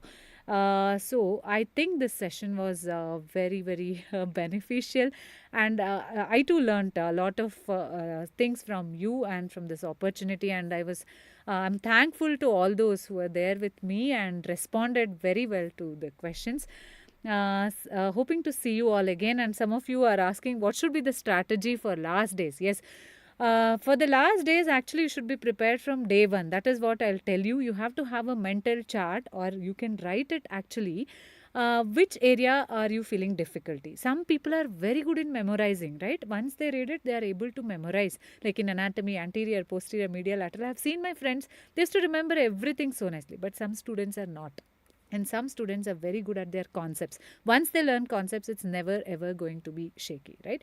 So you have to actually decide what kind of a student you are. You should learn you are on your own, like whether you are able to remember everything memory based or your concepts are strong. And like that, if your concepts are very strong, then you don't want to you have to keep it for the last. Okay, keep all the memory related things in the end. If your memory is very weak, then you have to do it every now and then. Group discussions and attending such live sessions and upcoming live sessions from different subjects, or they are also going to help you in a big way. So attend all these live sessions. And many of you are asking PDF. We'll definitely try to contact our Manipal Medis people, and try to give you this PDFs, or they will be in the app so that it is available. Refer our notes which are there in the app. It was a fantastic experience, and hope everything was useful to you. And if I'm wrong, you can definitely put it in the comments. I'm ready to get correct myself. In the flow, sometimes it can happen. So thank you one and all. Happy Ugadi for all of you. I want you to actually grow, more unambiguous, more knowledgeable, and very dedicated, determined. So it was a great session. Thank you, Manipal Medes, for this wonderful initiative. And thank you, students, for all your patience and your answers. Good night. See you again.